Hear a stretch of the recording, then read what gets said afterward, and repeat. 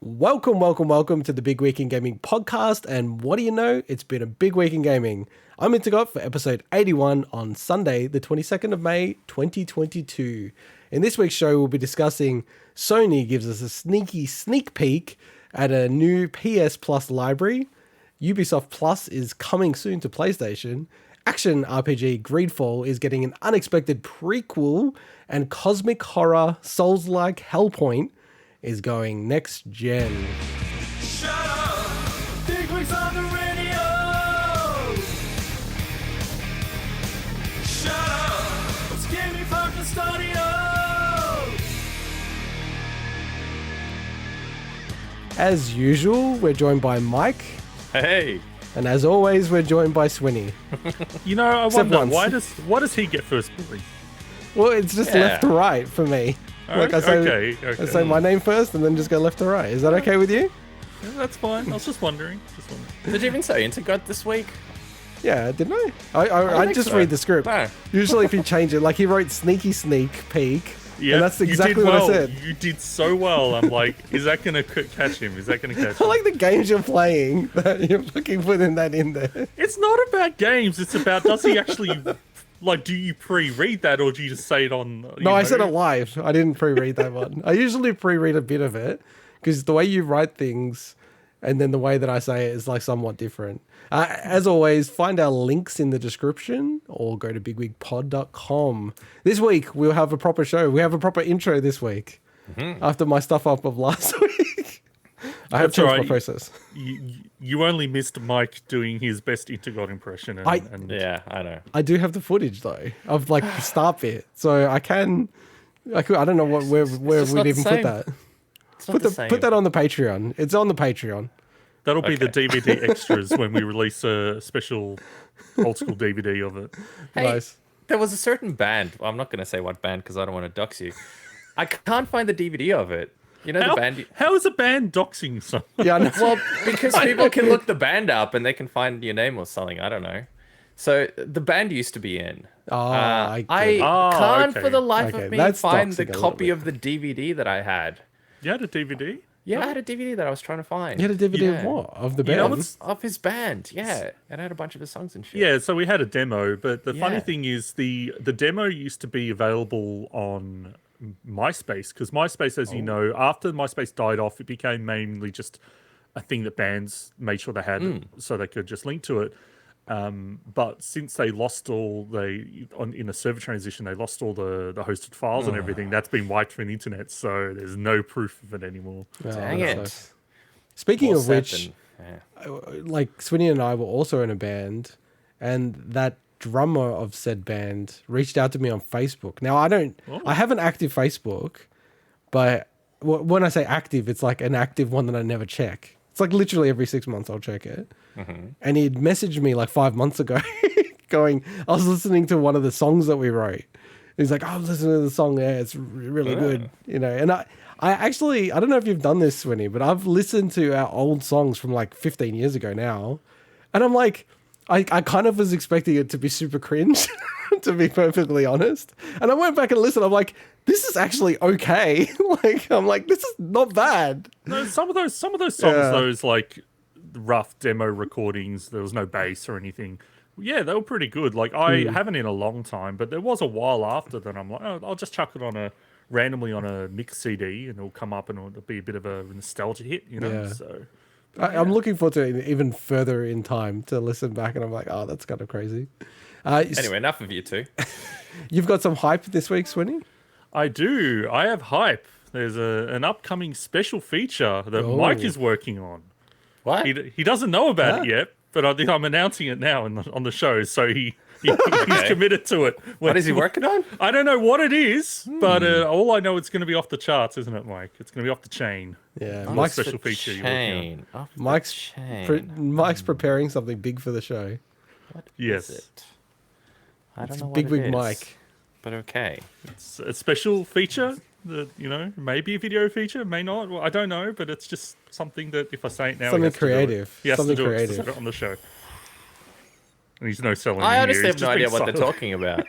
I Okay. don't know what you guys are talking about. So If people want to check out our pre-show conversation, if you go to the streams, you might not be able to catch it, but we were chatting about this beforehand. The dead space and the yes and Mike's just like scratching his head. I have no idea what you're talking about. I really legitimately do not. I'm stumped. Well, you don't have to think of it now. Figure out what I have to do. I think it's like we're in a spot where Mike thinks he's agreed that he needed to do something, whereas this is just Swinny getting you on the hook to do something. Oh, right. So you didn't understand that. I did agree to something. Now, if the last special feature that you worked on is any indication, which was our Sextress That was special good. on That episode was good. 69, then I it guess. will very much skirt the balance between what is acceptable to say on air versus what is not. No. There were times, I listened back to that recently, and there was times that I'm like, yeesh. I know. I know. But overall, it was great. And the funniest part about that segment was the fact that you delved into the gameplay of Sextress as well, which, if anyone that doesn't know, is basically Tetris with softcore pornography in it, right? Whoa, you said the P If you word could pretty even early in the call us that. in the I don't even mic. think you call it But that. Mike was I need actually to talking. see the I've seen worse Kmart catalogs. Mike was talking about, the actual, like, oh, it generates rubbish when you clear lines. And I'm like, oh, what? But hey, all credit to you. It was a fun segment. So I'm expecting the best out of you next time. Okay. Well, we have to wait for big numbers. Coming That's next when- year. That's when Mike does something. When there's Yeah, like, that's when I get so my act into gear. when I have 69, he proper did a fan really cool base. feature. Maybe 420 will be the next one in 340 episodes.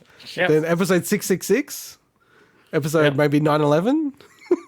No. That's do when he not want to imagine know. that Mike in 911.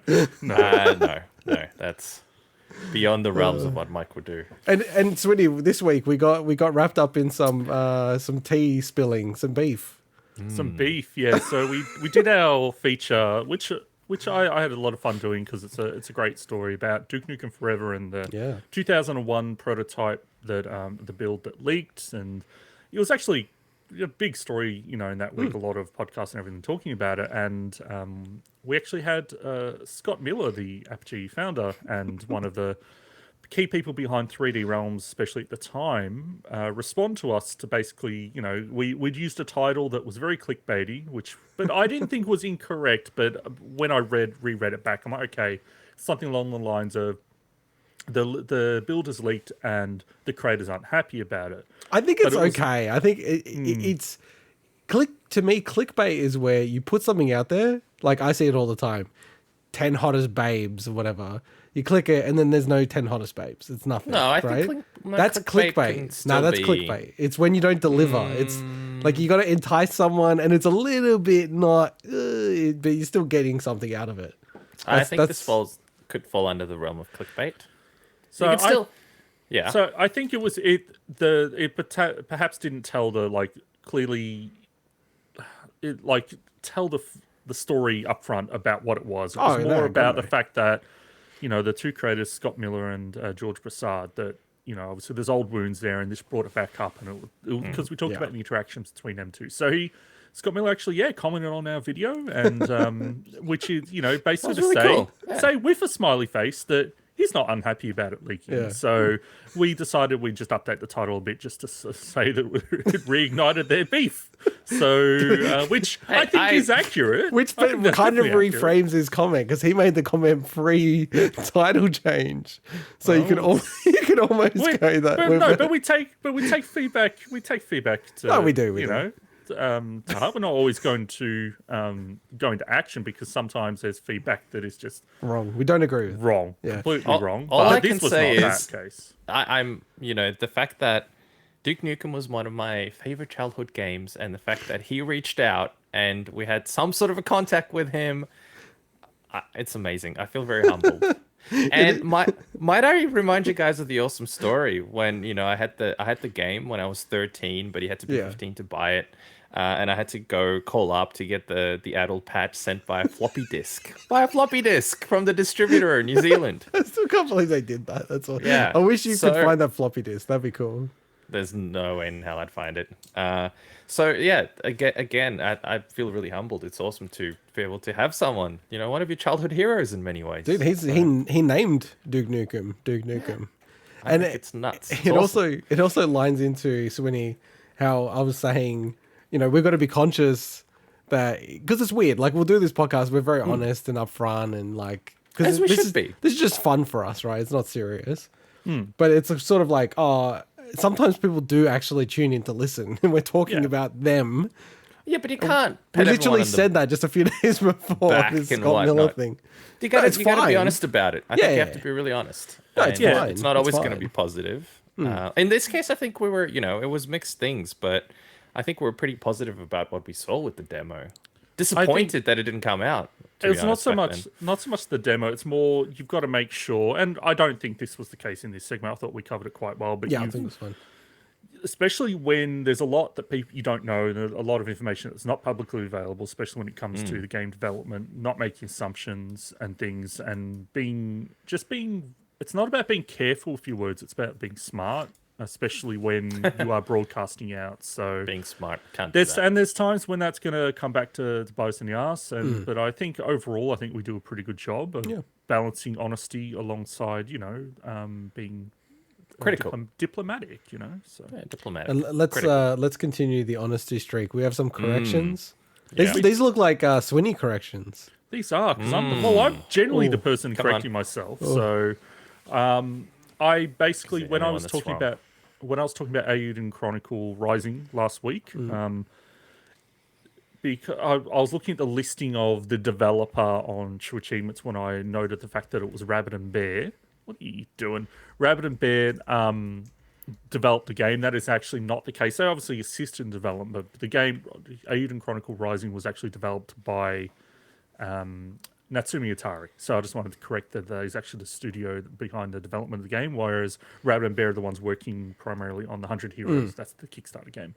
And the other one I just wanted to correct was more so I wasn't sure at the time I said it. I said that I thought For Honor was had gone free to play.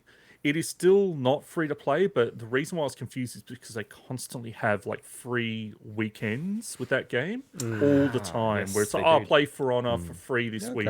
And I swear that happens like every few months or something. So I conflated that with thinking the game had actually gone full free to play. So it's that is not the case.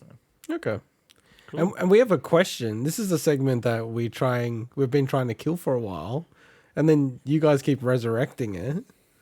So is this your question? This has got to be your question, right? It's not my question. Well, it's I don't definitely have not questions. Mike's. He doesn't Mike add to the doesn't know bloody prep. rate sheet. No, Anything to anyone. he's just here for us to abuse him. Disappointment. Yeah, basically. So I was Punching interested. bag. I was interested to know, and maybe don't think about spoilers and stuff because I think that this is more about a specific situation. Okay. When has a game been ruined for you to the point where you're like, I'm not interested in playing this game anymore? And I've got an example if it helps to frame the kind of thing I've got one. So there's this really big game that's a classic on the PS1, and then someone named Swinny ruined that a character died in Final Fantasy VII and spoiled it for me. Hey, no, okay, that's what I was saying. Forget that. I'm not talking Spoil it about for everyone spoilers. else. I just said that a minute ago. I'm not talking spoilers. I'm talking something outside of that. I'm right? staring you. Because I'm that's the staring. obvious thing. I knew you'd say that. So, which is bullshit because I think you told me that spoiler before I ever played the game. You should have written in this brackets, Okay. not Final Fantasy. So the VII. example. I got one. No, I'm I'll going to give you the an example first. Yeah, I'm going to give the example. So this week, this is what brought the question up. There was a No Clip, the documentary YouTube channel. Very good. Oh, Whoa! later, Swinny. We've lost Swinny. This is a back. new one. Let's go to two people. Can we get Oh. to... Oh, he's back. Oh, yeah, that was he's weird. back. Can you guys hear me still? Yeah. Yep. Yeah, cool. All right, yeah. So No No Clip. Clip. We just No have to Clip dump had a Swinny's video. feed because he said the N word. No Clip. That is not the case. Oh, No Clip. Yeah, I said No Clip. So they had a video about a very famous and popular Unreal Tournament map called Facing Worlds, which is a capture the flag map where there's two massive towers on this big floating island in between. Really, really fun. Awesome And map.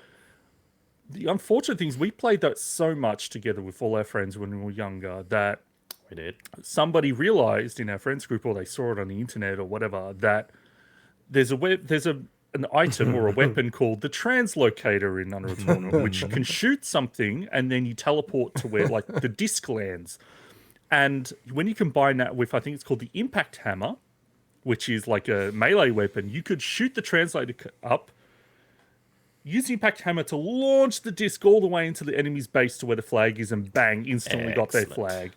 So to me, like, that just brought up the memory of, I used to love playing that game, and as soon as that was discovered and it's completely ruined, I'm like, I'm not having fun anymore. So that was the kind of thing I'm coming from. It's like there was a moment, a situation that ruined Unreal Tournament for me. So I've got a couple of examples, but I'm going to bucket it into a single generic example, which is when you cheat in a game.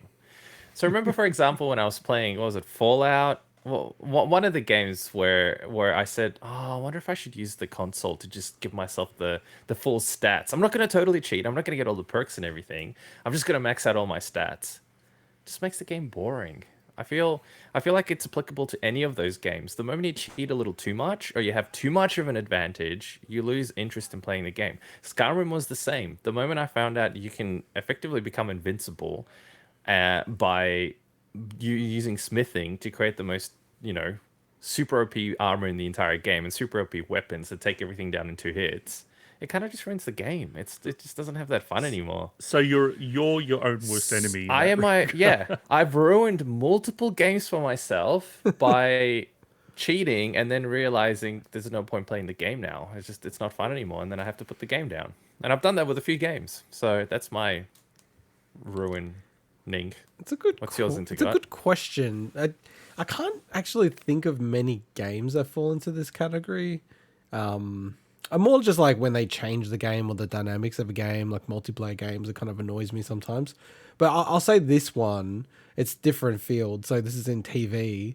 Battlestar Galactica, which is still one of my favorite series of all time. I fully recommend it to anyone to watch it. And I'll tread very carefully with what I'll say, but there's a lot of cool reveals in Battlestar Galactica, right?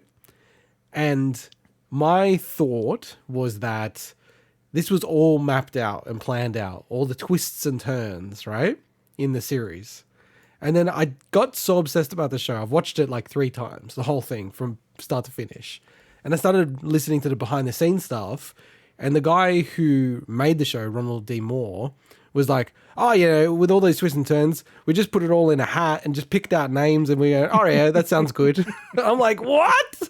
Like, when it ruined is too hard, but it genuinely went from like maybe a top 3 show in my head to being like top 10. Like, just because of that one fact that I know, because it's almost like, it feels like it's not a, like, it's not really thought through properly. Yeah, it's like, and it's just bullshit random, and it kind of like cheapens it. And now, like, I'm trying to almost convince myself that he was just bullshitting, right? Like, this is just a joke that he said. Yeah, you keep lying to yourself. So I'm almost there believing that as well, by the way. So, but yeah, that's the example that I have. Cool. Well, thank you for that. It's no, thank you for the question. It was really cool. That's that's a good question. I always wonder whether or not I should actually give you guys a heads up if I've added a question, so you've actually got time to prepare. So we normally don't do that, which means it's tough to think of stuff on the Mike and preparing. I don't think that's gonna happen anyway. Speaking of a heads up, I do need to give you guys a heads up that I'm eating a late dinner. I will go on mute, but some of the viewers watching this stream will see me eat. So these are Jerusalem artichokes. I don't know if you guys have ever seen Jerusalem artichokes. No. They're like sort of potatoey. I don't know. Anyway, we grew them. We grew them in the backyard. It looks like ginger to me. Exactly. I was talking to this lady next door who used to work at this market, and she said that people would confuse these for ginger. So they'd buy a whole bag, and then she puts them in as Jerusalem artichokes. They're like, no, I want ginger. Well, sorry, this is not ginger. Anyway, this is not a ginger podcast. It's a gaming podcast. But I thought I'd just give you guys the heads up that I will be eating my Jerusalem artichokes that we lovingly grew for many months in the backyard. That Splodge pooped too. You're on mute, Swinny. Yeah, I think he wants to very well. Sorry, into it to give it that delicious flavor that you can only get from cat poop. I was going to say, I was actually, when you said you grew them, I was like, wow, that's, because I was going to ask, like, are they actually only, like, are they shipped in from Jerusalem or something? No. Like, that's a very specific part of the world that you have to grow these artichokes in. These are Melbourne artichokes. These are Melbourne artichokes. Yeah. Anyway, Nice. Let's jump into what we've been playing and try to get back to the gaming part. Although our video overlay looks a bit like it could be like a herbs and spices podcast. Sort of got that pastel-y vibe. Considering Mike has his mouth full, is he even going No, to I be able to talk right now? Oh, wow. Okay. You swallowed that quick. I am very quick at That's his swallowing. reputation. That's my What have you reputation. been I'm playing, known for it. Mike? I've been playing with your mum. So I've been playing Days Gone a bit more, which has been fantastic.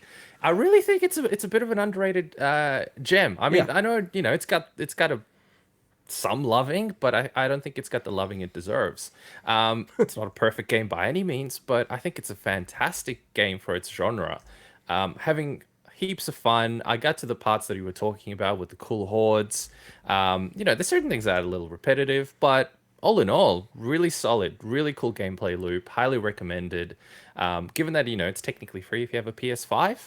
Really recommend this game. Certainly as in, not it was, free if you have a It was PS5. part of the thing. Something the you have to free- pay for, yes. Yeah, Well, I you don't know what I have that. mean. If you I don't have that. Okay, you don't That's have not. that, sorry. That's It was definitely free not the for me. definition of free. All right, correction. It is not free. It was free for me though somehow. No, As it's in, as free part as in of your part subscription of to the PS subscription thing, Yes. which a lot of people probably have anyway. But No, so, not a lot because of the numbers that they're saying. It's less than half have it. It's still a lot. Anyway, anyway, when I was so- looking up the footage of this, sorry, Mike. Yeah. It's not showing on the screen Spoilers. right now, but it was a moment ago where the concept of a game that I know it's obviously zombies and stuff, but is like looks fairly realistic in its depiction of the action and stuff. But then you got the character rolling all the time when you're running away. Yeah, I know, I And know. Roll. No, but obviously that's like a game thing. Like it's just funny to me. It's like in real life, if you were like running away trying to survive zombies and you're just yeah. rolling on the ground, there is no benefit to that. I mean, it's no Last of Us, which was brutally more realistic. It's a weird one in the sense that it feels like there were elements in it where they try to make it more of a survival game, and then maybe they took a few things out. And I have heard that maybe they were talking about potentially including more of a survival mode where you had to eat, you had to keep your stats up and stuff like that. Stamina management and health obviously is probably the biggest thing in this, and you can upgrade that like in any game. So they've made it a bit more gamey, but I don't think it's a bad thing necessarily. It just makes it more of a fun gameplay loop. So anyway, I've been having a real blast with this game. Highly recommend. Because this game on Metacritic is a 71. Do you think that sounds right? No, I'd give it. To me, it's like an 85. Wow. Okay. Yeah. I do It's a want very to solid play game. this game. So one of my favorite podcasters, Colin Moriarty, he raves about this game, and this game, when it got released for reviews, was buggy as hell. That's Like that's what 75. game breaking bugs, everything, right? And people have that all in their reviews, like, oh, this game's a mess. And just the weird thing about reviews, it's kind of like they do it once and then that's it. Like very rarely a game gets re-reviewed, like so. Get one shot, yeah. It's almost like I think with this game they should have released it and made people pay for it again on PS5. You know what I mean? Because then it might have actually triggered new reviews, like a new review cycle for it. Maybe, but then maybe people wouldn't have bought it because they would have gone, I didn't get the best reviews. No, don't but know. I think it would review a lot better now. Like that. It's Oh, absolutely. I reckon Yeah. it totally would, yeah. It's So- a really solid game. Yeah. It's really cool gameplay. I do want to try it, but it's just like there's so many games to play, and I think this Agreed. is for me where it suffers. It's like it's a zombie game, like far out. I've got another 5 zombie games to play that are like, on my list ahead of this Yeah, one. but the Last of Us and this are the two top zombie games that I would play. okay, Honestly. interesting. They're different in their own way, and I'm a huge fan of zombie games. Huge fan of zombie games. I mean, Dying Light, definitely recommend that too. But if I was to recommend two, obviously The Last of Us is one of them, and then this Wow. one too. So this is your second favorite zombie game of all I time, wouldn't s- including Left 4 I don't know about Dead. second favorite, but at the moment, it's just absolutely something that Isn't that what you it's said? weird because no, as in the two that I would recommend at the moment. Oh, okay. But it's really weird because I thought after Elden Ring, there's nothing that would really click with me. But yeah, this actually worked pretty well. I'm glad I played this. It's absolutely clicked with me. So yeah. Anyway, moving on. So the other game recommended by Swinny was Norco. I did give it a proper shot. So I've played a fair bit of it. I don't know how far I am into it, obviously, and I can't say anything that might potentially spoil something for people. But it is a really cool, unique game. Absolutely, as you said, Swinny, right up my alley. Really enjoying it so far. Cool little mystery. Fantastic world building. It's like an adventure game, but not. It's hard to. It's more like a, I don't know. It's a point and click choose your own adventure minus actually so far choosing anything because it's linear. It's really hard to describe it, right? It's how would you even describe this game, Swinny? It's a visual novel And it's an adventure game. game thing. Yeah, but it doesn't. It's not a traditional adventure game. I mean, but the Put it thing on a is, like, better way. adventure game is wider than just the term of point and click. Point and click really denotes a very specific type of adventure game. Adventure games in general are just very narrative driven games that often have puzzles that generally don't have things very heavy emphasis on combat and like skill based kind of gameplay mechanics. So this is an adventure game, but I mentioned last week it's one that just has some really unique mechanics in it. So. It does. So yeah, really enjoying it so far. I think I'm going to finish this one. Highly recommended as well. Into God, again, I know there's way too many games to play, but it's definitely it. So far, I think it's deserving of some of the praise it's been receiving. Yeah, it's got a lot of praise, right? Like it just, I still don't really understand the game. That's why it's kind of like Give it a crack. Give it a crack. Yeah. It's Yeah, hard I to know. explain properly. But So I finished Norco this week, so Oh. that's why I kind of removed it from my list because I knew you were mentioning it. So clocked it. basically, You clocked it. I completed the game, and I loved it. I think the kind of the maybe the last part of the game, I think that they probably could have nailed it a little bit better. Like I think that it gets like the game's already very vague in some of its like story stuff, and I think it maybe gets a bit too vague. But I really enjoyed it. Honestly, I think, obviously Elden Ring is the game that's just going to floor all the Game of the Year stuff this year, but I think this game will actually surprise people in a lot of other categories when it hits that period of time this year because it's gotten so much praise. I think that especially from a narrative and visual standpoint, and obviously indie game categories, I think this will be one that will really be a strong contender. And interesting, this week I found out when I was looking up stuff about the game that at one point in time, this game was actually meant to be split into, I think it was like 3 separate games, like 3 separate episodes, and had a very different art style. It was much closer to more retro adventure games like Space Quest 2 style. So anyone that ever looks up in Google image search, it's kind of like you can see some of them are very different to what their game ended up looking like. So it's cool to see that, the developer and the group behind it were kind of, they adapted over time, and I think they really hit a great visual style by the end of it. So it is. It's very unique, I would say, in many ways. I think it's a good year, just given so many games have either been pushed out or like were brought forward before to actually have something a bit weird like this be in the nominees for even the big Game of the Year awards. Like the Game Awards was because there's 6 nominees, right? So. Like I could see that happening because like what's coming out this year? Like I feel like Horizon and Elden Ring are probably like Horizon wasn't a lock for me before, but now it honestly, unless there's some major announcements, it's almost a certain lock for being a nominee, I think. yeah, and I was thinking about that actually the other day because I was thinking, okay, well, what are the games that are kind of in that the running already? And with Starfield, with Zelda, both getting pushed. I think God of War will get pushed, so I'm kind of... Can I just quickly talk about that? Because, they just posted a whole bunch of accessibility things and all this information about the game, and I'm like, I don't know, maybe it is like... You think that they'd be talking about it more? I will know within a month, right, Swinny? Because it's like, if they don't say something about it within a month, it's going to get delayed. Like, you got to hype it up from now, so... But then you've got, and while I'm not a fan of the series, you've got Modern Warfare 2 that could actually also be in the running. No, I don't think it would win, but that's also it'll get. People love that series, and the first remake of sorts kind of did perform really well. So yeah, it's going to be interesting. But there's nothing really else. Like it's kind of pretty wild. There's always going to be stuff that comes out of the woodworks. Sometimes it takes 2 nobody would have expected to be in the front running. That's true. Yeah, hopefully something else comes up. So what have I been playing this week? Well, I have clocked a short hike this week. Nice. This is a really awesome game. So I played this as part of like Epic Games. They gave away this game for free. I had seen it on the Switch. It's on GOG. Sorry, not GOG. itch.io. I think that's where it started. Steam. You can get it at a lot of places.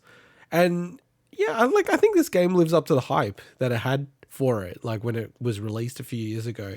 It's an awesome game. If you have this game already somewhere, or you can spare 10 or so bucks for it, I'd highly recommend it. Actually, it's just a very tight, small experience, which I very much appreciate. I feel like games are just way too sprawling and repetitive, and it feels like this game is like perfectly balanced in terms of if you want to do more, there's a lot of like little fun things to do versus like if you want to actually dive into it and really sort of get your head around different things that you can do in this game, you can do that. So it's not very long. It's like an hour and a half or something like that to finish.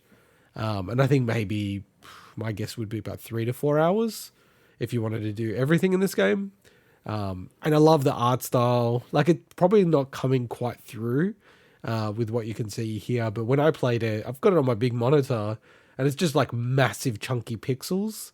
And to just try to like illustrate the art style for podcast listeners, it's basically like if you could imagine, 3D polygonal PS1-ish Katamari Damacy style colored world, but then they've put this heavy pixel filter over the whole game. Like, and it really makes it like big and chunky pixels. And I actually love the art style, the art design, the sound design. And like, man, it's crazy. This game's only like a couple of people who made it, and it's short, but it's a pretty cool game. And I totally understand how this clicked on the Switch. This is like one of those perfect Kismet Switch games where it's just like it's made for that platform. So, have you guys played this game before? I haven't, No. but I was going to ask. I'm sure that you had a desire to play this game naturally, but did you possibly look at all the library games I've got, how long to beat? Okay, what's the shorter games in here? So I've got to complete some games to 100%. offset the ones I bought this year for my resolution. This is 100% what I did. You can even Yes. see in like our sheets and stuff like that. My resolutions tab, I've got like it all laid out in terms of the games that I've bought and the games that I've beaten. And I was like, I keep buying games and not playing them. I blame you guys to a degree. I want to play It Takes Two with one of you guys, and you guys don't want to play it because you're little bitches. I don't own the game. I can give you a copy. That's how it works. I've Oh bought it. no, sorry, I've got something else. All right, nah. You're logged in now, Swinny. Nah. You're logged in. All right. Nah. Hey, you said you need a copy. I've got a copy. No, Bang. I was trying to do a bit where I had a different excuse each time you bring it up. So Yeah. So yes, 100%. I went on the list and I said, "What's the shortest game?" Then I filtered it by like ratings, and I was going through. I'm like, wow, Short Hike's got really good ratings, and it's like a couple of hours to beat. I'm like, I'll play this. And like, as much as I'm like pretending to do this for the resolution, part of it is just like, I don't have a shitload amount of time, and games just don't respect my time. Like games just overstay their welcome all the time, and it pisses me off. And I'm like, okay, this game's short, so I'll get into it and, and play it. So yeah, really recommend this game. I love that games don't respect. I know, my time. Inanimate object doesn't respect my time. No, How like, dare it? the creators of the games don't respect my time, all right? So Maybe another, you need to respect the time they put into making the game for you. I do respect it, but they don't respect my time. They've got too much fluff. The other game I was playing this week, and I clocked, I love was this game. Golf Story. I love this game. I never finished it, and I went back and I'm like, I want to finish this goddamn game. And the last half or the last third of the game, I think is a little bit weak, and actually strangely buggy. And it was like so much so buggy that I actually started reading online, and people were having issues with the bit that I was in. And there was a pre-patch version where it would be like a game-breaking bug, and there was nothing you could do, and you'd have to start again from scratch, which thank God didn't happen to me. So I don't know, one of those weird polish things. But like partly why I wanted to go back to this is because I always bang on about sidebar games, the Aussie devs who made this game, and really looking forward to Sports Story, which is their follow-up to this game, which is going to have cricket and tennis and whole bunch of other sports that we don't fully all know yet. So, and that game has been in development for like 5 years. It's kind of incredible. So I'm really looking forward to that. But Mike, you finished this game? Yeah, clocked it? You clocked Loved this it. game? I clocked this game. Oh god, we're just gonna be saying that all the time now. Well, yeah. you Just keep to pointing piss it off out. Swinny. Yeah, you Just to pointed it piss out. off Swinny. Okay, all It's right. the official you do term you. of the potty. You do you. I watched it. Have you clocked this game, Swinny? No, I played probably an hour of it. Oh, okay. That's You a didn't shame. like it? It was It a really good, good. it was I love good. it. It's really It good. was good. It was the first game I got on my Switch, and at the time, I think it just got lost in the fact that I had all these other games to play, like Mario Odyssey. Yeah. Wow. Yeah. This is so much better than Mario Golf, the new golf game. Yeah. The art style of this game is awesome. And you know what the thing I love about this game almost the most is the text boxes in this game. Do you remember the text boxes, Mike? Vaguely, yes. That like because they animate and then they like lean to the side if it's kind of like an odd comment. It's just like very well executed. So yeah, I'm gonna be super into their next game when they release it. Same. I think I'll buy it at launch. Oh, I'm 100% buying it Support on the launch. local devs. Yeah, 100% buying it on launch. And I'm returning my copy of Mario. Just that game shits me. Oh, this is the Noted $40 sports one. fan, Mike. This is the what? $40 one that you got, right? Yeah, which isn't normally $40. It's normally $70 or whatever it is, and it's annoying. Why don't you sell it to Swinny for $40? If he wants it. What? Tell me what? Mario Golf. Sorry, Mario Mario Golf. No, if I wanted Mario Golf, I would have bought it by now. I'm All sure right. it's all right. But, Anyway. yeah. And the other game I clocked was Splatoon 2. So another game that I haven't finished. And I'm actually so glad that I went back and beat this game because there's some really cool stuff like lore-wise that happens at the end. And just to let you know, so when you had Splatoon 1 on the Wii U, they also had the online component and the single-player component. Single player had a whole story to it. Then they had Splatfests, like which were basically like community events, and they had a little tiny bit of a storyline. But the events of the final Splatfest, it was basically the two, not protagonists, that's the wrong word, but like Callie and Marie, who are like, you know, the characters, the main kind of characters in Splatoon 1. You had to go either on Team Callie or Team Marie. And the winner of that actually determined the story in Splatoon 2. And then in Splatoon 2, they did a similar thing with the final Splatfest with the protagonist of the new game. So, I don't know. It's really weird, this series. Like, I love the lore. I love the art. Like, I'm playing this because I'm really, really hyped about Splatoon 3. Like, so much so, I think I'll take a day off on that day so that I can play Splatoon 3. I gotta say, the ignorant person that I am did not realize you can do a single player story thing in this. I always thought it was just a multiplayer thing. No, there's like... This looks really cool. There's like probably, you know, and you're a Nintendo Switch Online subscriber, right? Yes. They've just made it free, the Octopath. The, what was it called? The Octo expansion.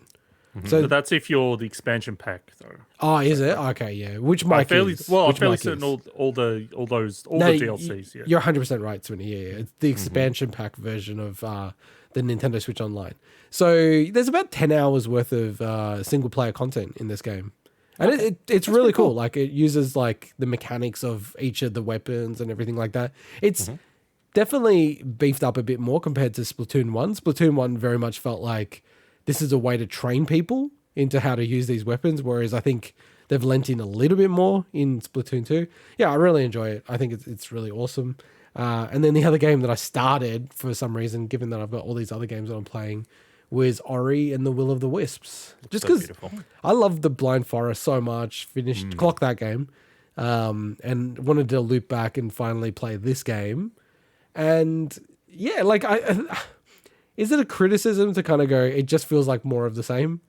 When I love the Blind Forest. I thought the Blind Forest was freaking awesome. So I never liked the more of the same argument unless you were expecting if you were expecting different, then I can understand disappointment. But it's like the whole Borderlands thing. It's like, well, if you enjoy the Borderlands gameplay, it's only criticism if you're expecting to be different, you know? yeah, how much time was there between Blind Forest and Will of the Wisps?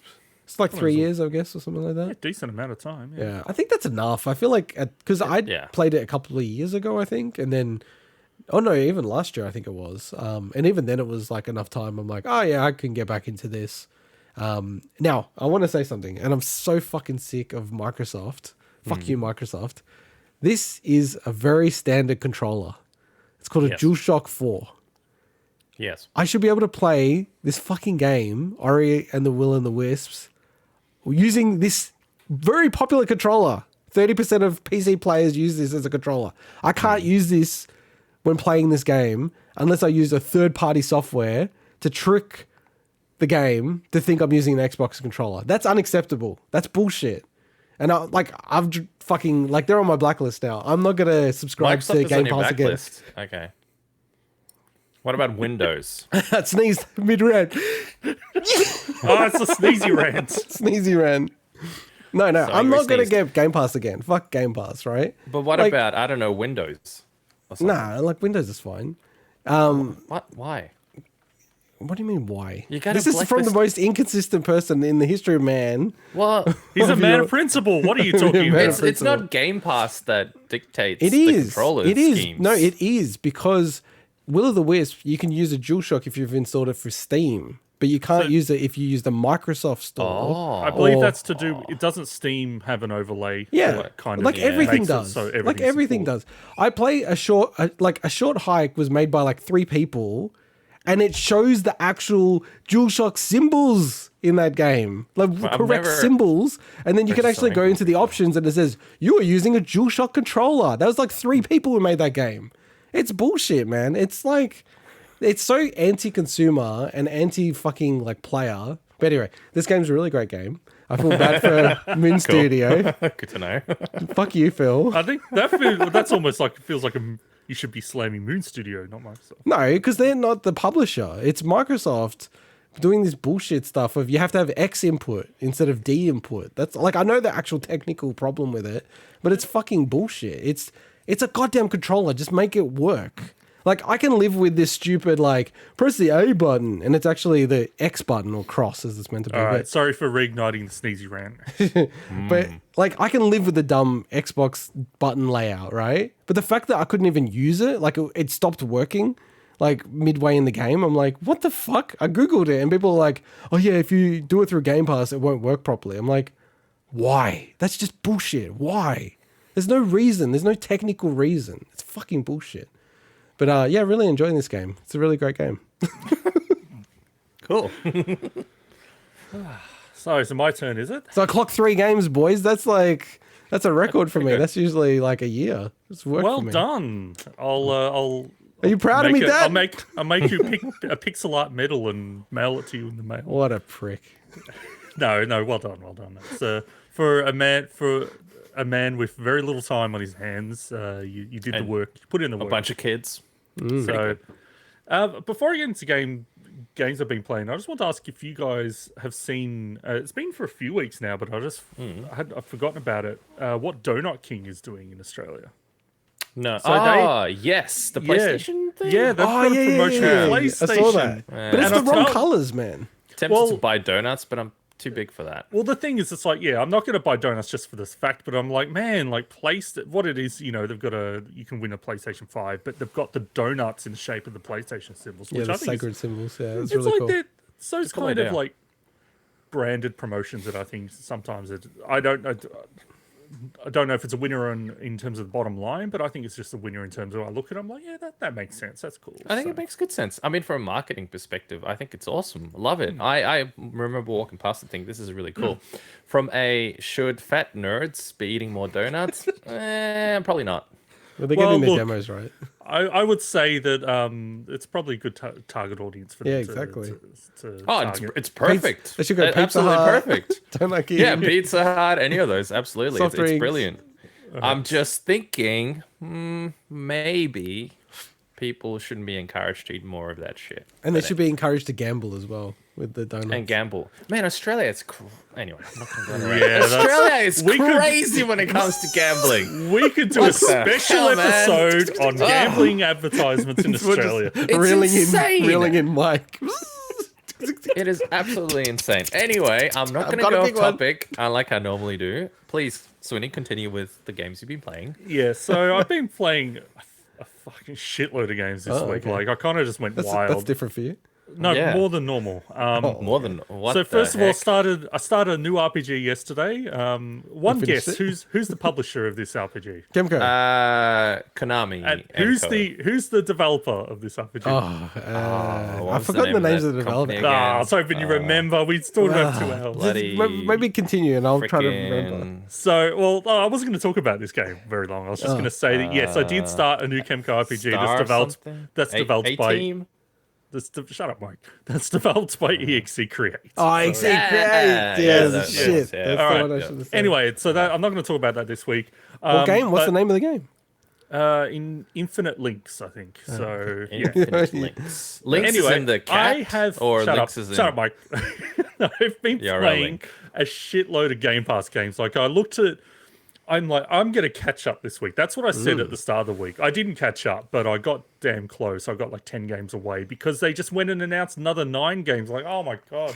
So not all of them are live yet in the service, but I've probably played about 12 or 13 Game Pass games this week. So Wait. You're saying you got 10 more games to go, and then you would have at least tried every single Game Pass game. correct. So, So, like, I think at that point, can we just quickly do a tier list? Just first impression tier list. That's what we can call it. we're not going to do that at the end of the year, which I literally drag. No, we should just I'm do not it going to now. talk about them. Yeah, go on. Not now, Yeah. but I mean, like, Top midway. 10. Top 10. Midway. Top All right, maybe 10. Not that'll every be a single- No, mid-year. do one of those lists I where want it's to do like everyone. favorite, most surprising game, or No, fuck that. funnest gameplay. Everyone. No, it's all or nothing, Mike. Yeah, come on, Mike. All right, We do all go of to it. the extremes. You're here. pathetic, Mike. I'm just So- trying to give him more time back in his life. I have also been playing some PlayStation games as part of my PlayStation Pile of Shame resolution, where I aim to complete 13 PlayStation console exclusives across the entire generations of PlayStation. So one of the games I played through this week was Flower. Oh, which is yeah. I want to play the that. The PS3 game from that game company came out in 2009. It got a PS4 port by Bluepoint Games, which is the one I played, which is basically just a really cool artistic motion control flower game that a lot of people know about. It was very popular at the time. Very cool. I'm looking forward to playing Journey, which is by that game company as well. Dude, that's what I was going to say. Journey and Flower are just like the two kind of exclusive. I'm not sure if they're exclusive anymore, but back in the day, exclusive. They're still exclusive to Oh, they console. are. yeah.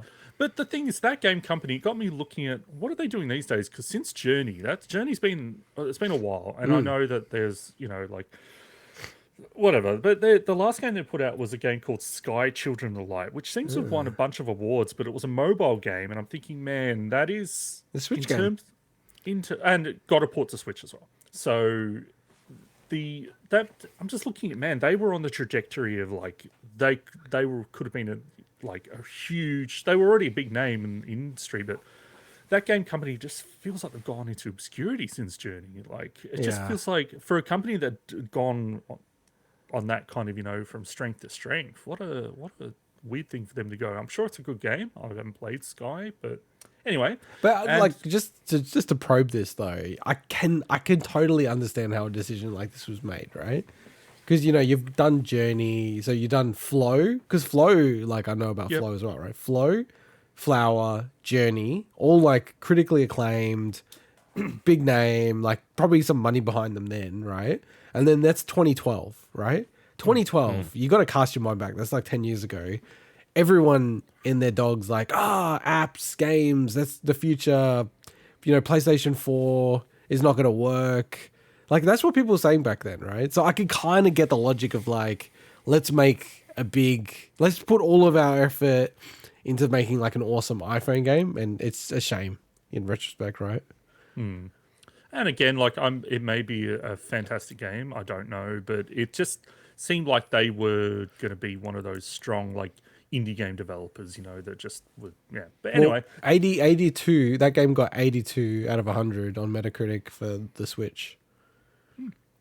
so the other game. So I did go back to Tales of Berseria this week. I took a break from it because honestly, the Aiden Chronicle fucked me up a bit. So that game was like 20 hours of constantly mashing the same buttons. And the problem with the Tales games are the same thing where Why? all the battles just button mashing. So I'm Why like, do you man, do I need that? to. No, but the thing is, mate, it's like you don't. Like, it's not like I'm sitting there, oh, I'm hurting, I'm going to keep playing a game. It's just like you don't realize it until after it's fucking happened. So it's not like I said, oh, I'm going to give myself RSI by button mashing in a game. It just happens because you played a game for a while and you didn't realize you were going to get RSI from it. So the point I was going to make with that is that that's why I took a break from Tales, because I'm like, well, I'm not going to play this game if my hand is hurting me because I was button mashing so much in Aiden Chronicles. So so I did go back to it this week after I took that break, and I was hoping to have completed it by now. Honestly, there's a lot to love about Tales of Berseria, but also its map design is so much weaker than the other games in the series that it makes it a bit of a chore to like explore, whereas that used to be like my favorite part about those games. So I'll see where I land on that once I finish it. But Okay. it's all right. So I'm going to talk about some Game Pass stuff.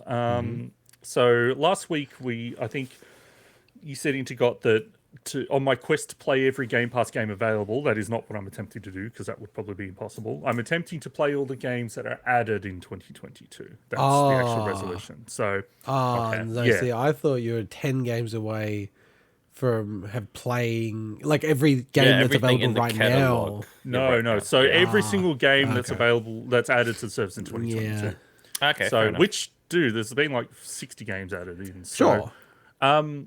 So a couple are bundled up here because I'm not going to really talk too much about them, but they kind of hold a similar spot for me in terms of, I guess, what this resolution is Galactic Civilizations 3 and Crusader Kings 3. So both of these games are well loved by the communities, especially Crusader Kings 3, that are into these genres. And for me, this resolution was all about, it was an experiment to get me out of my comfort zone, to say, okay, I'm jumping into a game, especially in a genre that I'm not familiar with, especially modern day, these kind of 4X strategy games in general on PC. And like, how does a game onboard new people? How do they tutorialize everything? And also, do they hook me at the end of it? And both of these games, I think they've got so many systems that for a complete newbie to the series, I think it is a very tough thing to do a tutorial.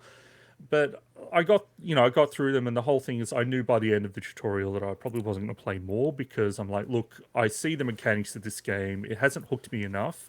And that really brings up the whole double-edged sword of a subscription service like Game Pass, where you don't feel committed to a game. Continue on beyond that because, well, I haven't paid any additional money for this. But the other part is, well, I do get to experience games that I otherwise wouldn't have played. Like I talked about Tell Me Why a long time ago. Even a game like Norco, I probably wouldn't have played right away. So it's kind of like it's that real balance between it where you're going to get things that just don't click, obviously, and you got things that will hook It's you. like a smorgasbord, right? But I don't think I've ever known one person in my whole life to say the best meal they ever had was from a smorgasbord. Right? It's always like, it's a steak at this restaurant or lobster at that place. So the next game I'll quickly talk about is one that you mentioned very briefly. I think it was last week, Mike, or the week before. Unsold. So Unsold is a game preview game that was added to Game Pass. Basically, it's a sole developer. They're from South Korea. And I liken the game to basically it's like a Hyperlight Drifter style game with a very heavy emphasis on combos. But man, this game is just a great example of just throwing too much shit at you in one go. I told you. That's exactly why I couldn't keep playing it. I'm like, this is way too much. It is ridiculous. It's like, okay, you go through the first couple of rooms, which are a tutorial, and then it keeps going and then the next room adds another entire system on top. Then the next room adds another entire system. I was like, just slow down, man. Like, introduce that shit later. Now, I know this is game preview. They will probably improve that stuff over time. The idea is they get feedback, they'll probably learn, okay, maybe we don't introduce this crazy secondary system right after we've just told you about the first system until maybe the second area of the game or something. So that's why I didn't play anymore. It was okay, but it wasn't anything remarkable, but just, slow down with the systems, man, in these games. So Exactly what happened to me. Can I just say, I was just checking the Steam reviews. I always find that Steam reviews are like the best, like to judge a game. And it's like the main Steam review that people seem to like is exactly what you're saying. It's like right off the bat, it throws all this stuff at you. Then literally in the next room, it throws you a big combat focused tutorial and explains like 5 moves. I was like, Jesus. And the things they do the thing where it gives you, it's like a little mini objective in the tutorial that you mark off and you tick as you do it. And then I just felt like they stopped doing that. And I'm like, wait. So I just kind of, they assumed that I've actually learned whatever it was. but They didn't even confirm it. But anyway. So I struggle with that big time because I'm a ditz when it comes to games. Like I'll just click through things and I'm like, oh shit, I probably should have read that because I think that was important. Yeah. And then it's like if games don't hold my hand a little bit, like I get fucked. So the 2 games I actually want to talk a little bit more to, and that's why I've got B-roll for them. The first is a game by the name of The Anacrusis. So this is a game that I've had on my list. It was added to Game Pass in January. This is a game preview game as well. The reason I hadn't played it yet was because this is a co-op shooter along the lines of your Left 4 Dead, 4-player co-op, and it very heavy emphasis on that cooperation side. So unlike, let's say, a PvP game like your Halo Infinite or Call of Duty, where you can just jump in and just experience the game and test it out by yourself, I'm like, I don't want to try this game with randoms. I didn't think it was the kind of, it just didn't feel the kind of game that I would like. I couldn't be bothered to like talk to you guys about it. So look, I've heard they're going to update the game with some bots to at least like play through a bit of it. So that's why I waited, and they did add bots in April. So I got to try this game out, and honestly, this game's not too bad actually. It definitely feels rough still. Again, this is game preview, you know, the early access equivalent on Xbox. So it's still got a long way to go, but this is from, I think it's the first game from the Seattle-based Stray Bombay studio.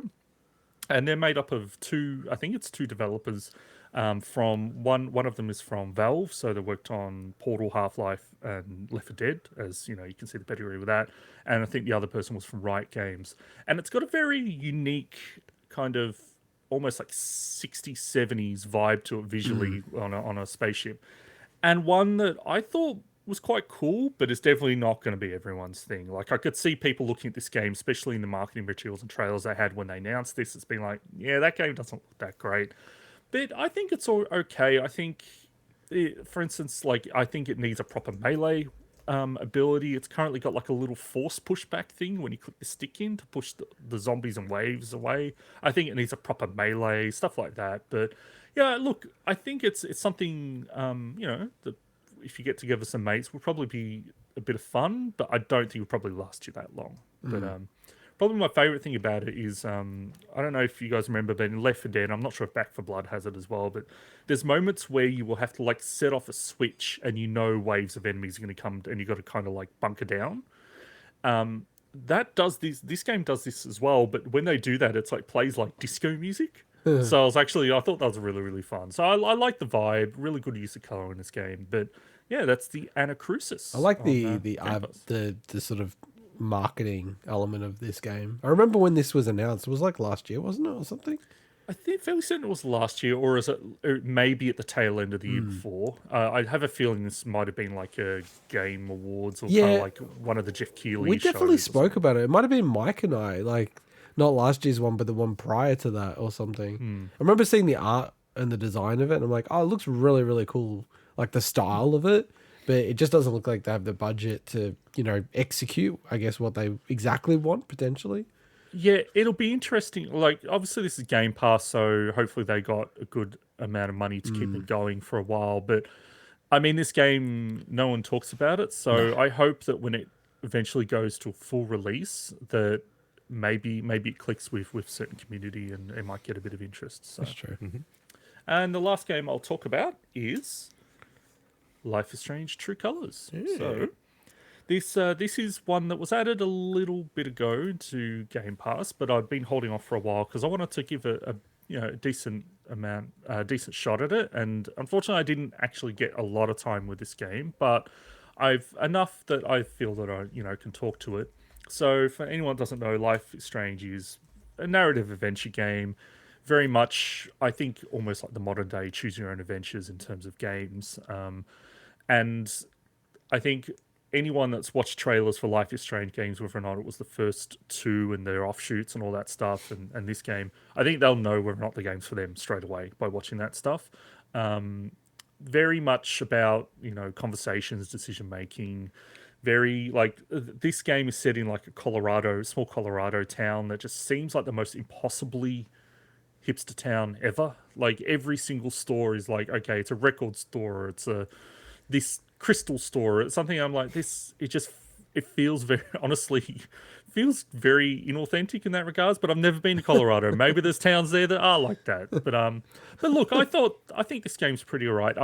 In terms of like the narrative hook, something like Tell Me Why, which was made by the original Life is Strange developers, Don't Nod, that had a story that hooked me right away. Whereas this one, I didn't play far enough for it to actually really say what was actually going to happen. Not what's going to happen, but what is the main narrative thread.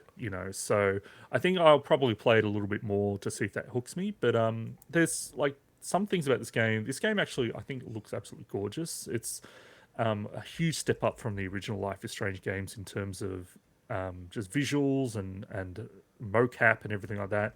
And, it's got ray tracing options, which I know there are games that have ray tracing on these newer consoles, but it does feel like so far these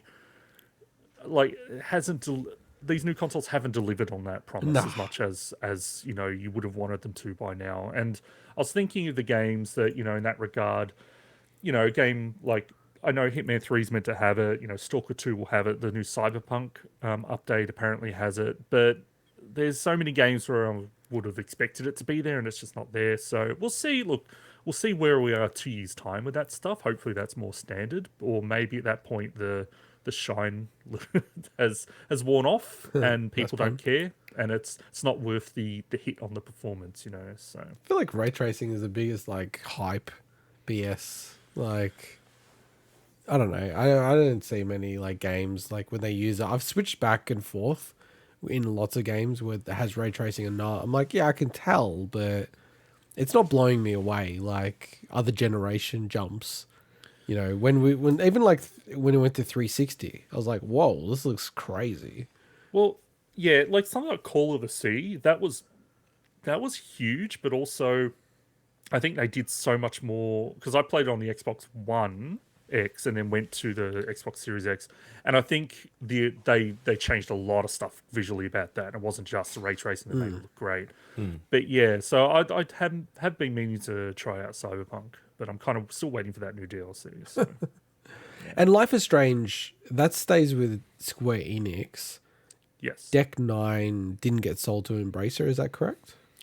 I mean, I don't know if Deck 9 are actually owned by Square Enix or not. I think they are, yeah. Are they? But I thought so. I think they're Square Enix Europe or something like that. I don't know. I'm checking it out. It just seemed like Square Enix were like, all of their Western IPs, just whack them on Game Pass. They're just like, they're all horrible. Just put them on, get whatever money we can. I can't see that they're owned by anyone. Oh, okay. Interesting. I could be wrong, but they've worked on a bunch of stuff that's not published by Square Enix. So, okay. Fair enough. They might not be then. Yeah. Like they're actually working on the Expanse Telltale series, which is published by Telltale Games. So. Or it's TBA. Who knows if that actually happens. I just really can't get into those Telltale games, but I would love to play them. I don't know. There's a few that are coming out that I might check out, but we'll see. You need a Battlestar Galactica Telltale. Yeah, that would be cool, man. There are a couple of Battlestar Galactica games that I'm like interested in, but anyway, that's a dark path to go down. All right, let's jump into the news proper.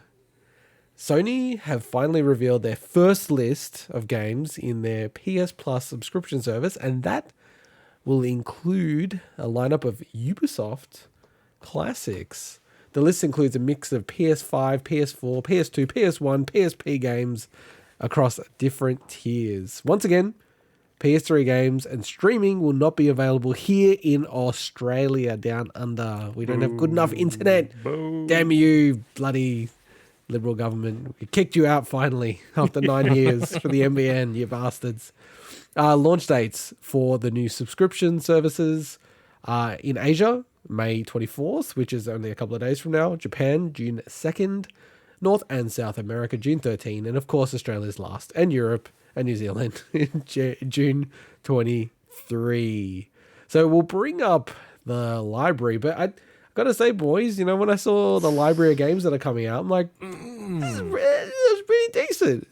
Pretty good. I got pretty hard. Yeah. This is pretty good. It's pretty good. Let's scrub my comment from the record. Yeah. So I just brought it up now. Let's see if I can zoom in into a little bit. So these are, you got the monthly, benefits, all that kind of stuff. I'm still super interested to see what they keep and get rid of in terms of the monthly games. I feel like that's going to suffer. Yeah, and I just want to clarify, some of these titles may vary based on the local markets. So they had that as a disclaimer. I imagine 98% of them probably going to be the same, but there might be the odd game here or there that might not be available in a certain region. Yeah. But man, how many good games? So do you want to go through it? Well, Give us some highlights. Just some highlights. And I'll probably say the Yeah. ones that haven't been on other things recently or currently. So this is for Plus, Extra, and Premium, and Deluxe. Man, these names are horrible. So some of those standouts, I guess, Death Stranding Director's Cut, Demon Souls. PS5 Demon Souls. Yeah, the PS5 one. Nice. Miles Morales and Marvel's Spider-Man. Wow. Ghost of Tsushima Director's Cut. Director's Cut, no less, yeah. Returnal. Yep. That's probably some of the biggest Red ones. Dead. Oh, well, okay, look, Red Dead was on. No, but that's that's not on platforms, this I guess, list. but This that's is still... we're going through the PlayStation Okay, Studio right. one. So Right. So like that's a damn good lineup, and then you combine that with what we had as the existing PlayStation Plus collection, which had most of these games. I'm not sure. I think some of them weren't there, and then the third party one was really where I was like, oh, okay, that's kind of pretty interesting.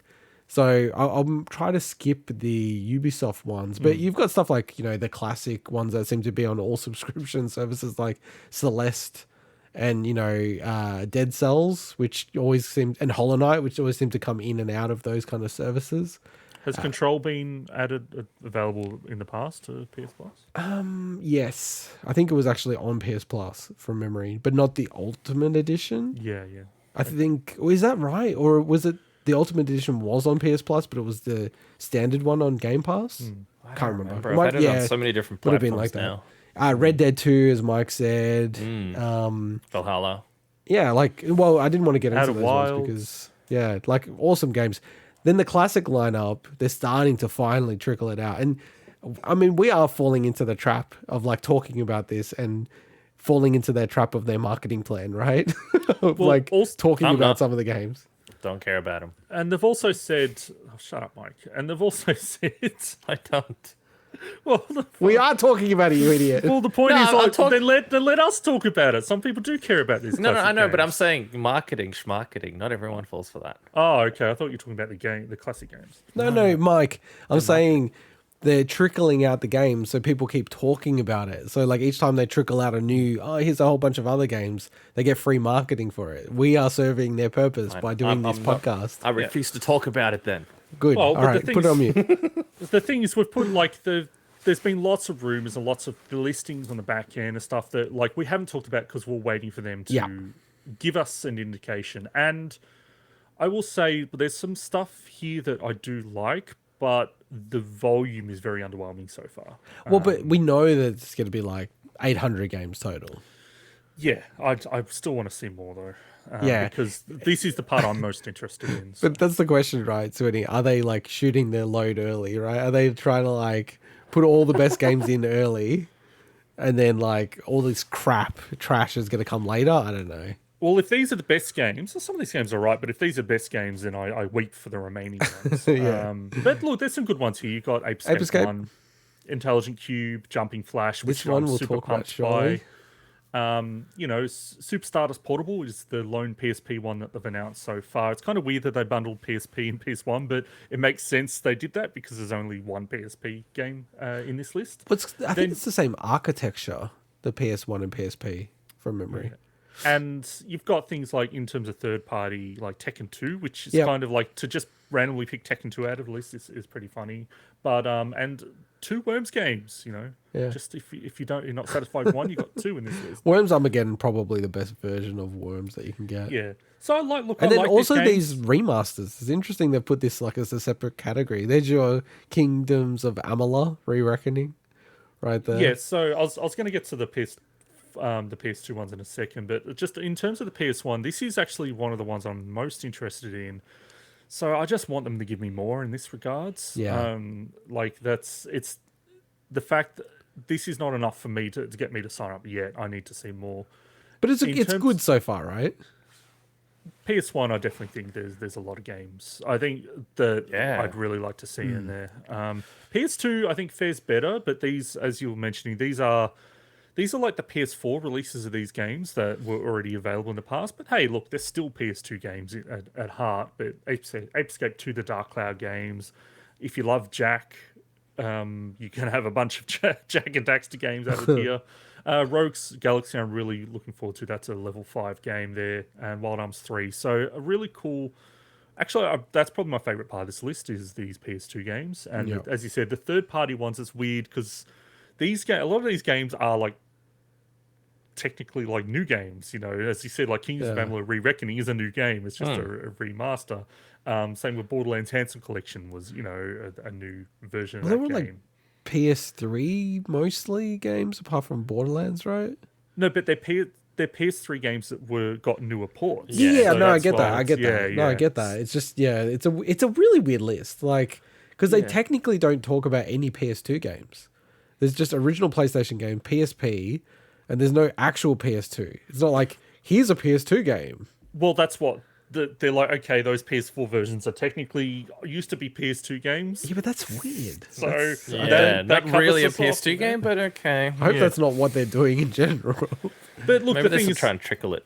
But there's a lot of games there I do want to play. So that I'm actually happy with what they've revealed there so far. Obviously, the PS3 stuff, there's good stuff in there, but we can't use it. We can't use it. But to be honest, given that it's streaming, I'm not interested in playing it. Like I've tried the streaming stuff a lot, like in with local, Australian servers, and it's just like it works okay for some games, but most of these games it would just give me the shits.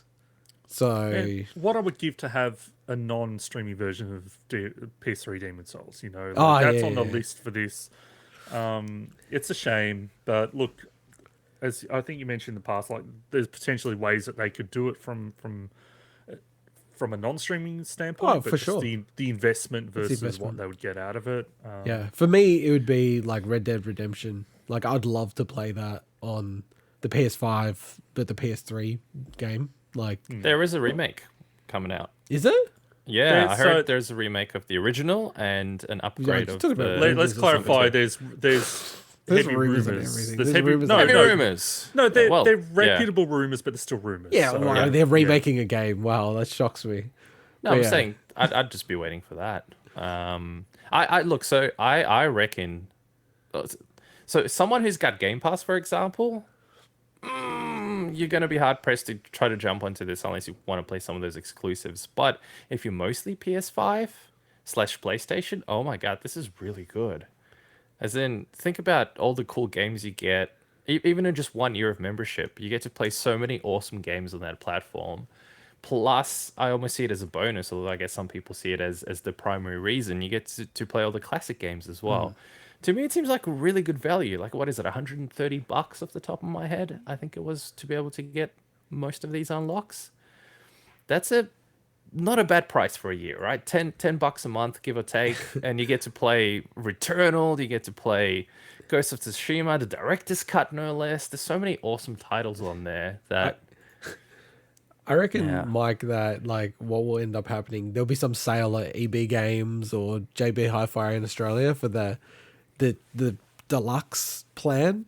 And then it'll be like, just get it. I just want to clarify. So the standard pricing for the deluxe package, so the one that gets you everything, is $155 for 12 months, not $130. So I just want to clarify that. Which is like double than what I'm paying now. Like maybe more. I think I'm paying like $60 to $70 a year. But so and they've announced information about time-limited game trials. Yeah, I this is find the weird. concept of paying for a demo to be absolutely ridiculous. I'm sure they're more. Doesn't bother me. I'm sure you get more out of them than you do the traditional like idea of a demo, but still the fact that that's exclusive to people that are paying, I think it's exclusive to the higher tiers, or at least the It is. Yeah. Premium and deluxe. So Yeah. premium for us. So that's the highest tier. I'm not a PlayStation fanboy, but I kind of defend them a little bit here because demos are just like, no one does demos anymore. It takes too much dev time to make demos, right? So most games don't have demos.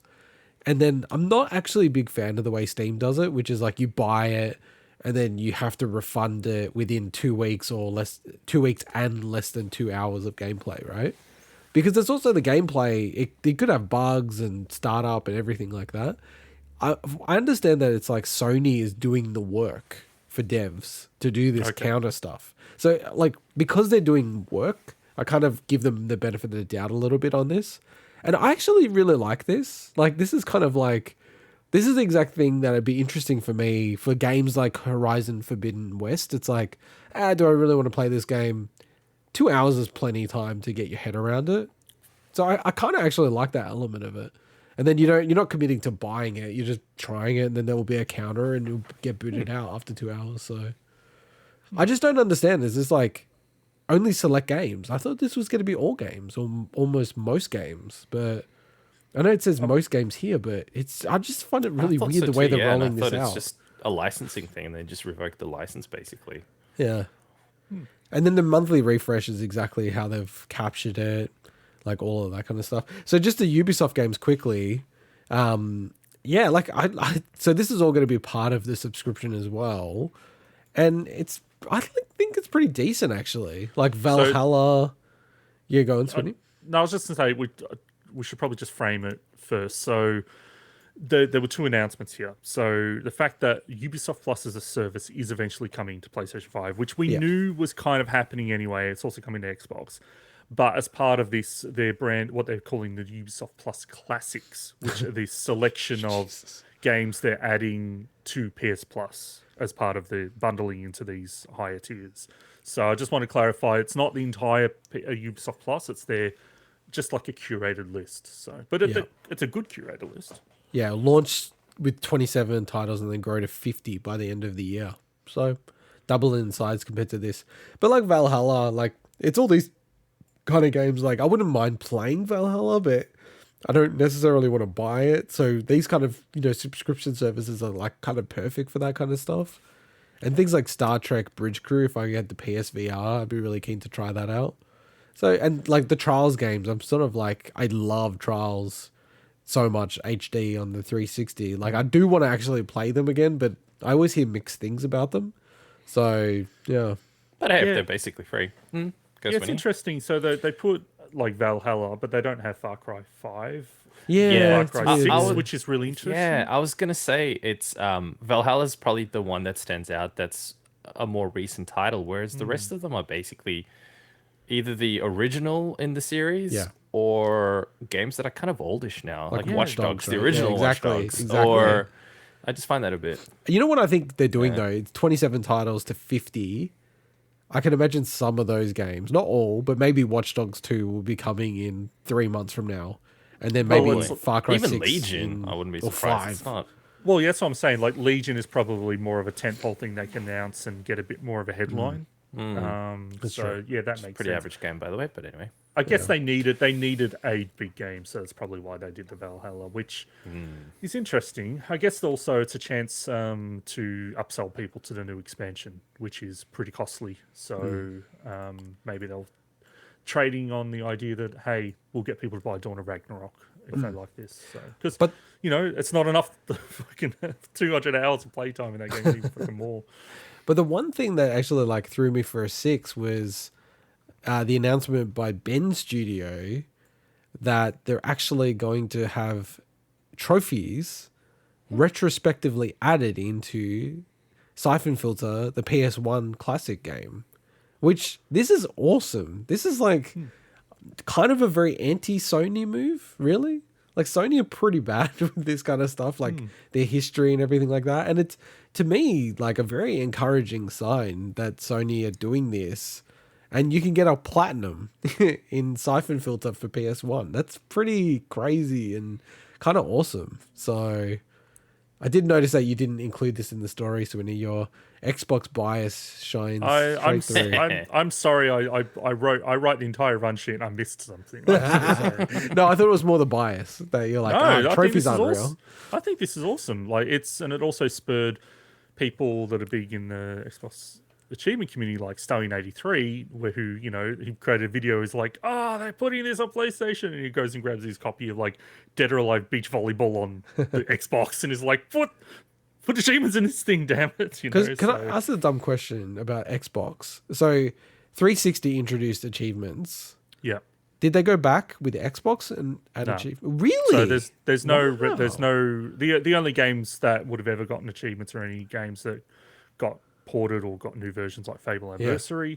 Definitely no backwards compatible Xbox or OG Xbox games. None of them have achievements. So man, honestly, I'll never think of there would be a day where Sony would be doing more from the kind of trophy achievement side than Microsoft. That kind of blows me away, actually. It'd be interesting to see how widespread this is. Obviously Bend Studio is they're a very active studio, and they're very they're still around. Whereas something like Jumping Flash, I don't know if that's going to get achievements added to it. It's especially since they kill off Japan Studio.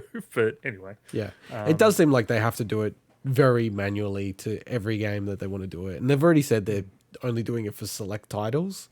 But in the very Sony way, I wouldn't be shocked if it's like hardly anything at all. So, but it's pretty cool that they're even adding it into, like, it kind of does, even though I don't give a shit about trophies, it gives you that extra impetus to go, oh yeah, maybe I'll try Siphon Filter out. It's kind of cool. So, all right, let's get into the Swinny segments. Yay! I'm actually looking forward to these ones.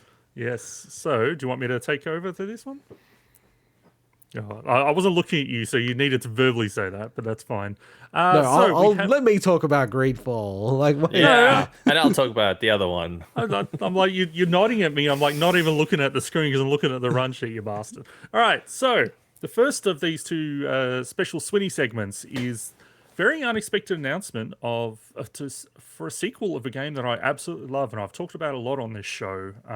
Tried to be an advocate to get more eyes, hopefully, or people playing this game. It's working. Is GreedFall 2 was announced, called The Dying World. So as part of, I think it was Nacon's Big Ben week, which is a thing that I didn't know was even happening. The announcement happened. And just like the first game, it's from the French studio Spiders, who are known for The Technomancer, of Orcs and Men, Mars Warlogs, Bound by Flame, and obviously GreedFall, the first game. Which that game came out in 2019 for PC, PS4, and Xbox One. Actually sold apparently 2 million copies, so it's definitely their biggest selling game. And received a next-gen update last year, which we talked about quite a bit, alongside a piece of DLC. So GreedFall 2 The Dying World is scheduled for 2024, so it's quite a while away for consoles and PC. We obviously don't know specific consoles right now. But considering Spider's game that's coming out soon is only for PS5 and Xbox Series X, I have a feeling it's probably only going to be for those consoles. But yeah, GreedFall 2. So this is a really interesting idea for a sequel because the events of the first game definitely don't really position itself well for a sequel. So what they've done, they're actually making a prequel. So it's actually set 3 years before the events of the first game. Nice. And instead of playing as the Desade family, who basically come to this new world of Tifredi, you actually play as one of the Tifredi natives that's been taken away from the world by force. And basically, you have to, I guess, reclaim your place. And it's a good excuse as well to have some new settings and new environments to explore. Based on the trailer, I definitely think it's probably still running on the same engine. So I imagine it's something that they're probably able to get off the ground quicker than the new IP they're working on, in terms of like getting to the point where they can announce it. But it is really interesting because Steel Rising, that's the other game that they're working on. That's wrapping up and coming out in September. That game is much closer to a Souls-like than something like GreedFall. GreedFall, for anyone doesn't know, basically is like a BioWare style action RPG. It's like Mass Effect, right? It is very much. It's very focused on your companions and companion quest lines and loyalty quests and all this stuff. It's very similar to your Mass Effect or your Dragon Age. Whereas Still Rising, the other game they're working on, is very much like you were a single character and you're going through these battles and stuff. It's still an RPG apparently, but it's interesting to me. So that game actually saw a slight delay. But they did announce a new story trailer for it. Reveal a new story trailer for it this week. But I've still yet to see what I want to see out of Still Rising, which is, does it have many RPG mechanics where you can actually go to a hub area and speak to characters? That's what I love about Spider's games. More and more I'm getting the feeling that might not be the style of game it is, but I'd love to be surprised. But it's interesting for them to announce this game before they've released that game, and it tells me, okay, kind of gives an impression that maybe they're not expecting Still Rising to go as well as GreedFall. I could be wrong, but it's almost like, okay, we want to announce GreedFall 2 so that we can keep the fan base happy, especially if Still Rising is different to their other games. It's less of that traditional RPG style. But there's a lot of people that are still looking forward to it. And I am. This looks so cool. I quite like the story trailer. Yeah. Actually, I think it's the best trailer to put out, which makes sense. It's furthest in development, but I think some of the other trailers I've had have been a bit hit and miss for me. But I'm still looking forward to trying it, of course. And as I said, it's it's very soulsy and combat like, and just coming off the back of Elden Ring, it's going to be interesting to see how other games compare. So, and we're about to soon talk about another Souls-like game. So. Yeah, I gotta say, like, I do pity all the games like that are following Elden Ring in that category, especially any open world Souls games. Yeah, they must just look at Elden Ring and go, "Fuck!" Like, how do we just like separate ourselves from them? Yeah, the timing of all this is probably interesting. I think it's really smart for them to get ahead of all the news that's going to come out of the next few weeks. That's from the like Summer Games Fest, the Microsoft stuff. Like we saw last year, Elix 2 announced during E3, I think it was, or like on the tail end, and nobody was talking about that. It's you just get drowned out. So I think that was a wise choice to announce it ahead of time. So we even see it within our numbers that like people's viewership goes through the roof around that E3 period of time. But it's like we were saying, it's a dual-edged sword. It's, yes, there's eyeballs, but there's also so much supply of news. So, if you're not in the top 10 of like the big heavy hitters, stuff just gets buried. Like, we probably could look back and go, oh shit, that was announced. We didn't even remember. It was that E3 period of time. So, and look, last thing I'll say with this, GreedFall definitely has the most name recognition of all the Spiders games. And part of that's also, look, it was added to Game Pass. It was a PS Plus game, so I think they've got a good chance to really build on that. I guess that player base that they had given away with those games, all those free games. So that's true. So yes, so the next game, and the last news segment for the day is, well, for the night, I should say, one of my favorite games I played last year, cosmic horror Souls-like Hellpoint, is actually getting a proper next-gen update for PS5 and Xbox Series X alongside a new DLC. Now, the DLC was actually announced before, which I didn't know. I'm like, oh, it's a brand new announcement. That was announced back in August, but what they announced this week is that it's coming alongside the next-gen update on July the 12th. So Hellpoint came out in 2020. It's from Cradle Games and published by Tiny Build. And the update will feature 4K resolution, 60 frames a second, and faster loading times. Now, interestingly, when I played Hellpoint on the Series X, there was an option that I could untick in the menu that basically gave me 60 frames a second anyway, but there weren't any other kind of visual improvements from, it being on the next generation console or anything. But looking forward to having a reason to play through this game again. This Hellpoint really, really surprised me. I think it's a game that when you first start it and you play through the first area or two, I think it really undersells the what's special about this game. As I said, it is a Souls-like, but it's got its own really cool, unique mechanics. I think that if they may have updated it recently, I'm not sure, but I think it definitely still needed a bit of work in terms of just making the UI a bit more readable and user friendly. And that's things, they are adding some quality of life options with this update as well. So they're going to be adding in inventory management, which is, I think, really, really good. You want that kind of stuff in a game where you can have different armor sets and weapons and upgrading materials and things like that. And they're also going to add the ability to respec, which I think is, honestly, at this point, look, we all love Dark Souls 1, but that's a mechanic I don't think you can ever go back on in that kind of genre. You need the ability to respec in a Souls-like, especially when these games are built around the idea of being obtuse and not knowing exactly what attributes are going to allow you to use what weapons and abilities as you go through the games. So imagine if Elden Ring didn't have respecking with all the sort of vigor issues that people were having, right? Oh my god! And the amount of runes you need length to and get, everything, people would have lost the plot. Absolutely. So the new DLC, which is called Blue Sun, will obviously have new areas, new weapons. So I don't know how big it's going to be. The areas in Hellpoint are pretty sizable, so hopefully it's a pretty substantial DLC. But I really, really recommend Hellpoint to anyone that loves Dark Souls.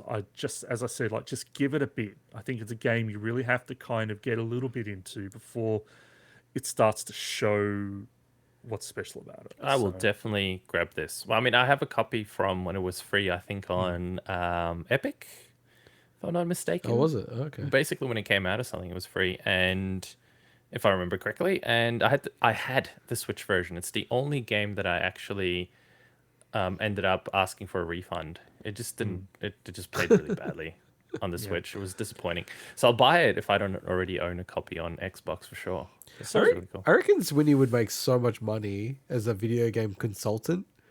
In terms of not like QA, that's the wrong way to think of it, but almost the game is 6 months to 3 months out from publishing. It's all right, go through it, analytically judge the first, 3 hours of the game, how it hangs together, what's missing, all that stuff.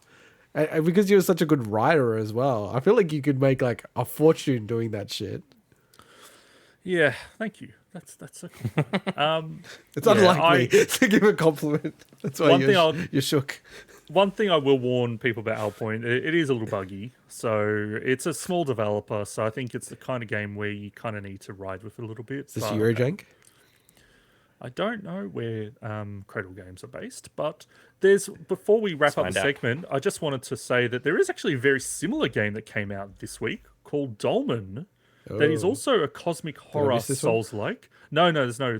Oh, okay. The B-roll. I just wanted to mention, but it's a game that I just randomly saw it on a YouTube channel that I'm subscribed to, and I'm like, I didn't even know this game was coming out this week. And it looks all right. It's from a Brazilian studio called Massive Work Studio. So Dolmen, I don't know if it's gonna. I'm gonna wait till the reviews start pouring in because it's like a $60 game. Otherwise, I'll have to pick it up. So. It looks. I saw a whole bunch of gameplay footage and stuff like that, and it looks really interesting. I think it's definitely something I'll play. It feels polished, but not at the same time. It's hard to describe. It's kind of like Hellpoint. It's got the same sort of feeling as Hellpoint, where you go. It's clearly not a AAA title, but it still looks really cool. By the way, I think the Cradle Games dudes were you looking at as well into from Canada. Quebec. Canada. Cool. I think you could be Eurojank in your heart. Yeah. I don't think you need to be from Europe. Maybe the developers were originally from Europe. There you go. Could be honorary Eurojank. Yeah, Eurojank. Let's reach out to these guys and ask them where did you guys originally come from? Do you consider yourself Eurojank? They look kind of European. They're probably watching and going, "Oh, look at this guy! He's talking about our game," and then we go, "Oh, this is Eurojank."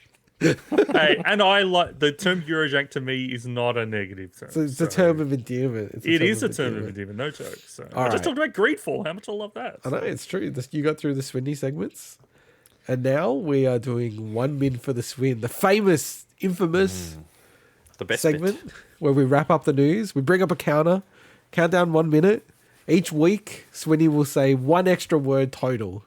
He is now at a whopping 196 words in 1 minute, which is super awesome. What is that? Is that like 196 divided by 3.2 words a second, which is pretty wild. I am probably the least confident okay. I've ever been this week, because when I was kind of like reading through my head early when I wrote them up, I'm like, oh man, there's some stuff I'm going to stumble on here, 100%. So, and you are writing these, so you can write them in a way that doesn't trick you like you tricked me. Well, I try to do that, but there's still times where it's like, well, if I want to say the fact that it's coming to PS4, Xbox, Switch, like there's no way getting around how to write that. So. Oh, you could write like all next-gen consoles, couldn't you? I try that. I try to do that. Yeah. All right. Well, as always, Swinny gets to start by saying, and then I'll jump in. Can someone move off the cell so it's white? sorry. I'm not on it. I'm not on it. No, I'm trying to throw you.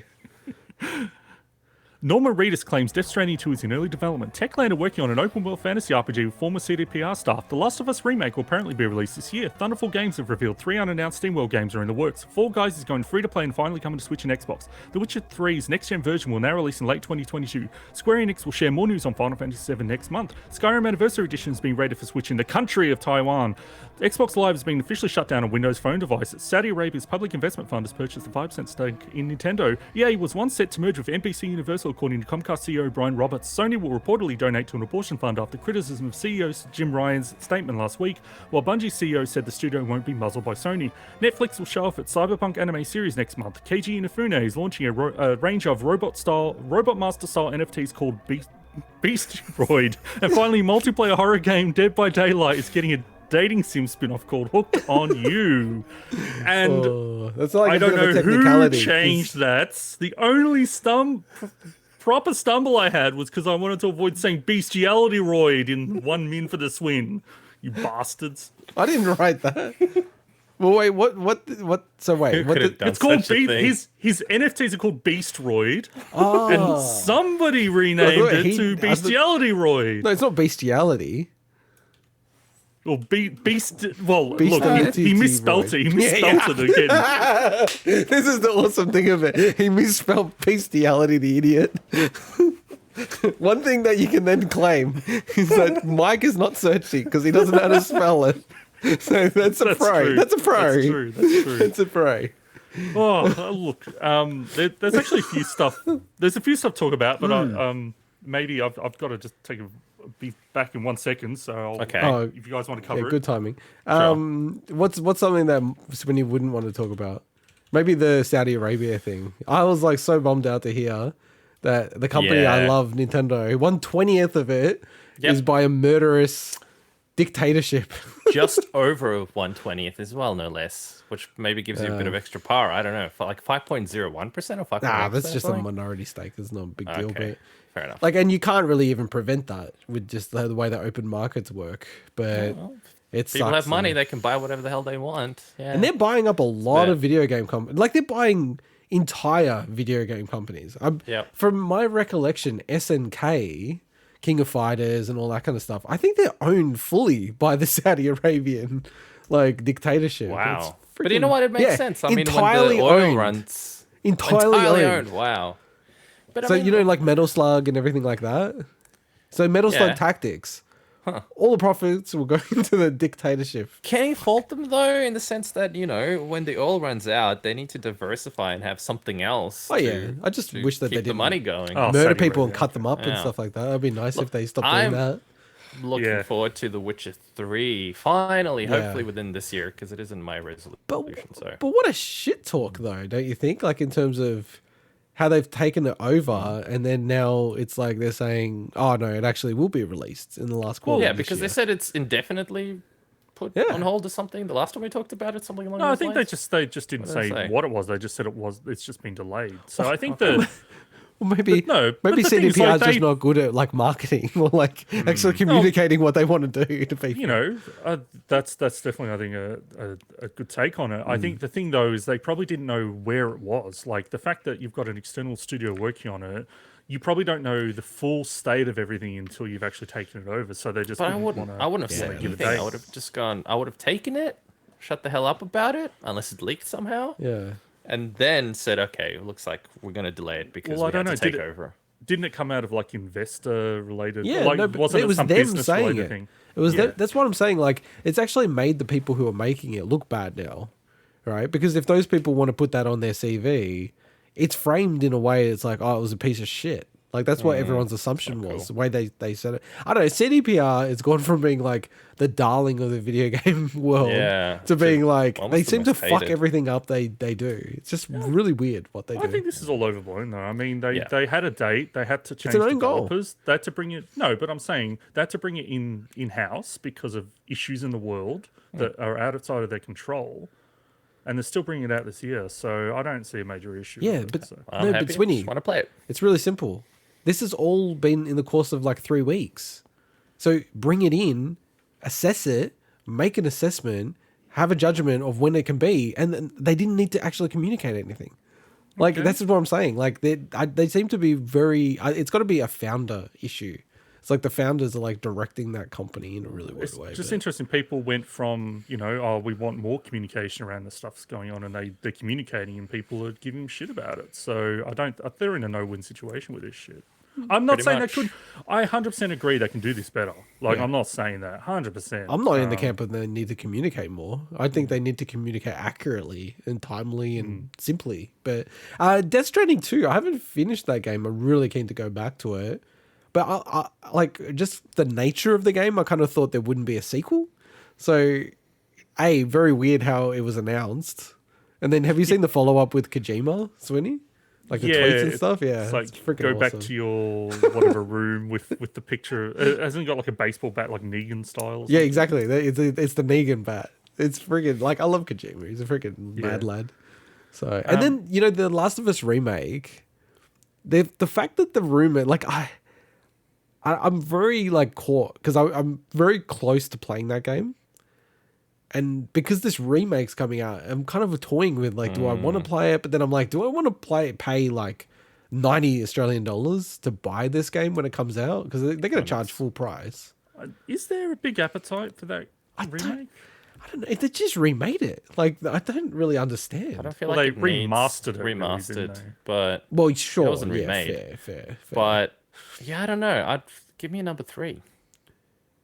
Well, Yeah, but I don't think we'll it's probably either or. I don't think we'll get 3 for a long time. But I know what you're saying, Mike. It seems Use the like- resources for that. But it wouldn't be Yeah. either or. I don't think they're going to use those resources to make 3. I think they're probably using some other part of their studio, and getting people's because it's a lot like it's a good way to learn how to make games by remastering and remaking for sure. Did you guys talk about anything else before the Saudi? No, Arabia I stuff? picked the No. Saudi Arabian thing because I thought you didn't want to talk about it. Yeah, sorry. With all those Swinny segments in a row, I'm like, this is the only chance I'm going to get before the end of the show. So, That's all right. That's fine. no, the Skyrim Anniversary Edition being rated for Switch, which is really funny. I think. What do you like? It's just packaging those creation stuff. Yeah, all the mods. Yeah. But it's just like the reaction in the internet is just what you'd expect. Just like, why again? It's Like, you're fine. just re-releasing it again. The funny thing about the anniversary edition is you can't use mods on it. They don't work properly. So there's something funny in my head about that. Like the PC anniversary edition doesn't use it. Like it will stuff the mods up if you use it. It's a bit weird. Like the way it's I think you all have to use you can't use the Steam Workshop stuff. I think that's the main thing. Yeah. I think you I can just- use like the man. other build mods tools that they have, but You they're know- for the stuff that was for the. What was the one? It wasn't the anniversary. It was the special edition. So the special edition kind of took it away from the Steam Workshop stuff, Yeah. from my Yeah, understanding. yeah, So, yeah. sorry, I'm going Mike. to say this as eloquently as possible. Fuck Bethesda. Why not put Fallout 3 or New Vegas or something like that onto the platform instead of re-releasing the like same Switch. fucking game over and over again because it's a cash cow? I get it. You can milk it. Fair enough. But why not invest some resources with all the fucking money you keep making from releasing the same game over and over again for the last 10 years and put those kind of titles on the platform instead on something like Switch? It'll be awesome. I'd love to play that handheld. And I'm pretty sure it could handle it, right? So Well, New Vegas on Switch seems like it would be a bit of a nightmare considering how buggy that But game Fallout is. But 3. Fallout 3, I agree. yeah, just Fallout 3 or something. It'd be awesome. I'd love to play that instead. Like did it sell really well? Like I know this is a dumb question, but What, the New Skyrim Vegas or New 3. Vegas or... Fallout 3. Oh, Fallout 3 sold Yeah. shit loads, man. That was Huge game huge back then, yeah. game. Yeah. Really? Because I'm have to looking play at it through it now. again. It doesn't look like it's sold like as Fallout was a niche series, and Fallout 3 took it mainstream. Like, Yeah. it's huge. yeah. I'd love to see cumulative. 12 million. I would love to 12 see million. the original Fallout games on Okay. Switch, but I think as we've spoken about before, they don't have the source code anymore. I think last I heard, so they can't actually port it because. You can I don't port have it. games without the source code. Well, then why don't they do it? God damn it! It'll be a a lot of perfect work. game. It'd be such an awesome game Yeah. on Switch. So I got to pull one out this week. The death of the Windows Phone achievements. It's officially dead. So, Oh I still no! can't believe you're rolling with a Windows phone. That's such a fucking contrarian. That is the phone that you threw. Windows Phone was a When I great pissed you phone, off. man. It's the problem with it is that just at some point the app gap, the fact that like, oh, I need to the public transport app is not available. On Of it, course not. things when you get to that point, like, but for a while, like the actual phone, like I loved it. Yeah, I thought it was a great phone. 'Cause it But had in terms of achievements. no, it wasn't just that, man. I actually thought, like, I use an Android these days, and man, fucking, I wish it worked like my. You should use an Windows iPhone, phone, so- man. Like Android's horrible. Dude, I use an iPhone for work, and Oh, fuck, okay. I hate that thing so much. But anyway, that's just me. Such a No, but it's like it is the end of an era for the achievement community in that regard, true. because that's the first platform that they've sunsetted completely. Ooh. So Xbox Live itself shut down on the true. original Xbox, but in terms of achievements, this is the first platform from a complete platform-wide standpoint. Yeah. Now you can no longer unlock achievements, and that there will be a day in the coming years where that happens to 360. And that's going to be obviously a much bigger deal. But it's so I just wanted to just pull one out for the good old Windows Phone Xbox Live. I'll give them Everything's credit. temporary. I'll give Microsoft credit that you can still get achievements now on the 360 and they still pop and everything. And it still logs in to your Series X and works. Like that's Takes pretty cool. Bloody forever to load a 360 these days, man. That's why I actually kind of like don't play it much Just anymore. let it run. It just takes so long Don't to turn it off. load. Because my library is so massive, it's just like takes forever to load all the assets and shit. Hey, are you guys any chance of getting into Fall Guys? Now that it's going to go free to play? No. I'd be interested to try it. Yeah, I've maybe always we, wanted to try it. yeah, maybe we can get some of the other boys involved because it's free. So it's Yeah, I'll always play if easy. a bunch of you guys play, but Oh, I like how you flip flop just then you go, nah, fuck off. no, And if then like you're everyone goes, I'll jump on a couple oh, of if anyone games, apart but- from you two play, I'll play. No, if it's a group, yes. But even then, it's like, what's that game you guys play? Smash. Smash I'll Bros. jump in and out maybe once in a blue moon, That's but I true. don't want to commit to a game Well, like that. The thing with Fall Guys, a lot of the experiences I've heard about, obviously there's people that did love it and played it for a lot, but a lot of people will just play it for a short period of time. Yeah. A lot in a short period of time and basically get their fill. So I have a feeling if we wanted to try it, that would be our experience. But no, Yeah, I'm sure. definitely interested in trying it. And I believe it's going to be cross-platform cool. multiplayer. So That's like actually a good. I just assumed it was cross platform. It's even better then. But Yeah, and it's- is it is it? being- Maybe it's not. no, I did read something where it is. It's also being removed from Steam, so you can still play it if you have it on Steam. But just like Rocket League, you won't be able to put. Oh, you won't be able to so it's only on download it. Epic. It's only going to be on Yeah. Epic. So it's just like Rocket League. Go free to play, removed from Steam. So- Because I was going to play it on the PC, so that I could have my ragdoll physics be as precise as possible. But okay, it's not. Oh yeah, so as part of the update, it's going to go cross-platform. It's not cross-platform right now though, Swinny, which is kind of interesting. So And the last thing in this list, and it's the reason why I put it in last, was just the fact that there's a dating sim based on Dead by Daylight with like I think it's like 4 of the killers in Dead by Daylight. You can date them, which look, I'm all for crazy ideas, but there's just something about the concept of a game where characters are like murdering other characters now being like a funny sim dating sim. I'm like, I don't know, man. Just the cross section of like horrible violent murder and funny lighthearted dating sim is just something a bit weird to that yeah. So the one that I know we don't want to talk about at length or whatever, but EA almost merging like a month ago with NBC Universal. was that only a month ago? Yep. I thought it was ages ago. No, they're saying like it could have happened like a month ago, And then also that they're saying they were in discussions with Apple, with Google, with all these like Disney. I'm like, whoa, this is. But I mean, surely this stuff can still happen, though. It could. Well, I think the fact that they're publicly disclosing it, I think all those deals are probably dead in the water for whatever reason. But I mean, it could always get rekindled. But I mean, like the video game industry is going through insane consolidation at the moment. Like this is what happened with movies 10 years ago. It's a bit of a shame, to be honest, for me. But Man, I could so see Tencent and EA getting in bed with each other. Like they seem like a perfect match, in my opinion. yeah, they just add the A Equal to evil. Tencent. Tencent. Then that's it. Tencent. Oh, I like it. Yeah, that would be horrible, wouldn't it? I can really see that happening. But the thing is, if there's one large company that could get away with it, I think EA has proven so often that they're willing and able to burn goodwill Oh yeah. for business reasons. So And then I reckon what should happen is Saudi Arabia should go and buy 50% in the new company. I know I was away for the start of that, but it's crazy how much they're investing worldwide. Especially like I think they own most of SNK now. Yeah, we yeah, spoke Chico about was it. saying Yeah. that. They own Yeah, 100% of crazy. it. Metal Slug. Crazy. That's why I don't really go on the whole boycott bullshit, but it really turned me off Metal Slug tactics. I'm just like, boycotted, boy. I'm not Blacklist him. I guess technically I'm boycotting it. Not really. I think if I can get it for free or whatever in Game Pass, I'll probably play it, right? But I'm not going to buy it. So.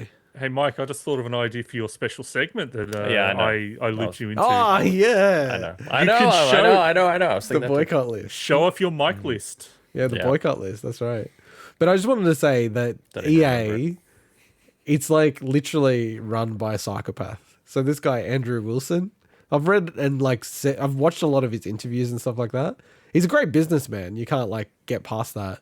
He's actually born in Geelong, right? And he runs EA. So I can't stop thinking of James Stephanie Sterling, Android Wilson, the voice that he does, the Android voice. Whenever he brings up Android Wilson, it's like, be man. It's like, I can't think of Andrew Wilson without thinking of Android Wilson. So. Yeah, he's a smart guy, but yeah. Yeah, you're right, man. I could totally imagine them selling themselves to like Tencent or I wouldn't be surprised if they own a stake in them already. maybe. All right, anything else from One Min? No, I No. think we've covered a good. Again, like we found a special feature. It is really the wrap up of the show, isn't it? It is the wrap up. It's working well. It's kind of like all these little tidbits, or else, I love it. So next week, have we got anything planned? It's all empty in the docket. I thought we were going to talk about Warcraft. No? Potentially. We'll see how the Potentially. week is. Yeah, see how we the don't- week No is. know promises, yet. but we'll try. Yeah, we're trying to keep the shows under 2 hours these days. Maybe 1.5 hours to 2 hours. Well, but- it's 2 minutes and it's hit 2 hours, so I think we're no. doing We're at 152. 152 in the recording. again- Oh, yeah, because I guess we started late. I think we're going to start to see stuff leak Yeah. out of those summer shows. So will probably be a decent amount of news. Yeah. I predict. I might not be able to take time off work as much as I wanted to, depending on what happens with my work situation. But Well, it's really fortunate in Australia that there's a public holiday on the morning of the Microsoft conference, which that's I right. know we Brilliant. shout on Microsoft a lot this episode. So by chance, good on you for doing that. That's right. So that gives Mike no excuses not to wake up at 4 a.m. Well, he Oh, can say well- he doesn't want to do it. Exactly. It's not an excuse. I just don't want to do it. Does he love the podcast or not? That's the question. Now he's guilt We don't me. shame on this show. So, Yeah, fuck yeah, we just do. just It's the to shameful show. Intergod and I were talking about this exact thing the other day, namely the fact that I had to go get a sleep study done because I have really poor sleep and it's affecting a lot of other things in my life. And did you pass or fail? I don't know because I haven't got the results back yet. Oh, I was that's hooked up to those, the million sensors, and you Good- got to stick Good shit on on you. your head. And Good on you for getting that done, Mike. and all Good that on shit. you. Yeah. Good on you. So, because really bad sleep, I should be reviewing. I'm gonna maybe put that in as it's not really gaming, but kind of. I'll review the Bose Sleep Pods version 2. Well, we're not a tech show. You got a sleep pod? I I didn't get a sleep pod. It was a normal bloody No, hospital no, no, bed no, when it's I No, got he's mine. talking no, about something. no, He puts stuff no, in no, his no. ears overnight to sleep. Okay, two things. Number one, I had to do the test at home. I really misunderstood So that. I rocked up to the test place, and it was really unclear because the online thing that I had to do said you got to go there, you got to bring your PJs and everything, but then everything else said no, you got to take this stuff and do it at home. Anyway, I rock up, I don't know, sometime in the middle of the day, and the lady goes, "Oh, we need to hook you up now." And I said, "It's this like in the middle of the day. I still have a shit ton of stuff to go. Do you want sensors all over my face when I'm going to the shops on a Thursday night?" She goes, "Okay, fine. You can do it at home. How do you normally sleep?" I'm like, well, you know, I normally like... You hooked yourself up. Yeah. So anyway, she goes, "How do you normally, do you normally sleep, blah, blah, blah." She goes, "Okay, you need to take off your pants." And I'm like, excuse me? What's this got to do with the test? You want me to take my pants off right now? She's like, no. When you get home and you sleep, you got to sleep without your pants on. Really? I'm like, okay, well, not really. Just you got to put sensors on your legs Okay, and shit. we're gonna say the context So- is that you've done all of this stuff, Swinny, and you're like, I'm watching your Yeah, reactions of like, Because you would have done it at the Really? hospital, right? I'm trying to think like Yeah. maybe I had to wear a hospital gown. Maybe like Okay. obviously wasn't Was your butt complete- showing? I was not in the nude in the hospital doing this test. Let me just No, put I it didn't out did you have to wear I mean- underwear? Well, that's the thing. I can't remember if I was wearing a sleeping gown. Right. I potentially was, but I don't remember that. Sexy, sweetie. Because when I got my sleeping test done, I slept in the hospital. Yeah, overnight. that's how they used to do them. Maybe this particular one that I went to don't do that. They give you the kit, and they're supposed to hook you up at this place, and then you go home with everything hooked up. But I'm like, I can't do that, so I had to hook everything up myself. Can But I- it's can I not just- that can hard. I There's stop- only like what 10 or 12 little things you got to stick on different parts of your body, and yeah. Can What? I just stop and like ask Winnie, did they stop your sleep halfway through and go, just hook him up to a CPAP machine or else he's going to die on us in the study? I can't remember, but I know I did get stopped a few times. But like Oh. without divulging too much Yeah, information, sure. yes, my results were not very good. Yeah, I Let's remember when say you it explained that your way. results Let's and I go. was like, whoa, okay, that's Yeah, freaking there's hectic. mine. There's a reason why I need to get a sleep test done. Let's But just put it that way. You're the perfect study of someone who has that machine and you feel like, much, much, much better compared Dude, to Yeah, that's why I went and Yeah. did this because he said Dude, it was like- really good. Anyone that is suffering from a lot of fatigue all the time and they don't know why, unexplained fatigue. get a sleep test because Okay. oh my god, like the life difference that I like had. Like meat. I was taking no dose at work. That's how bad it was. Wow. Yeah. So Damn. I probably should do it as well. But then I don't want us all Yeah, to be like on CPAP. Yeah, that was my problem. I kind of didn't want to know. You know what though? The reality is, I'm just gonna try to lose weight. I'm just gonna stop trying to eat shit. I'm just gonna try to find other ways to sleep better. But there are health things. Anyway, so the other thing that I will finish off with is the sleep pods that I'm talking about. Are those headphones? Those Yeah. Bose headphones No, we're not that gonna review only them. play sleep sounds. I'm not gonna review them, Yeah. but they're actually not half bad. But I don't know. I don't like the idea. So I've looked at them many times. But the idea of having something in your ear overnight and then you use like things like AirPods as well, that just does not seem good for your ear health. Probably isn't. Oh, But okay. I don't use earpods as much, so Oh, okay. yeah, as in like I'm more likely to use those overnight. So and I've slept twice with them. I still have trouble falling asleep, but it's certainly been much better because I'm stuck between a snoring girlfriend and a snoring cat. Maybe she Literally needs a stuck CPAP between machine. them. Maybe. Maybe the cat.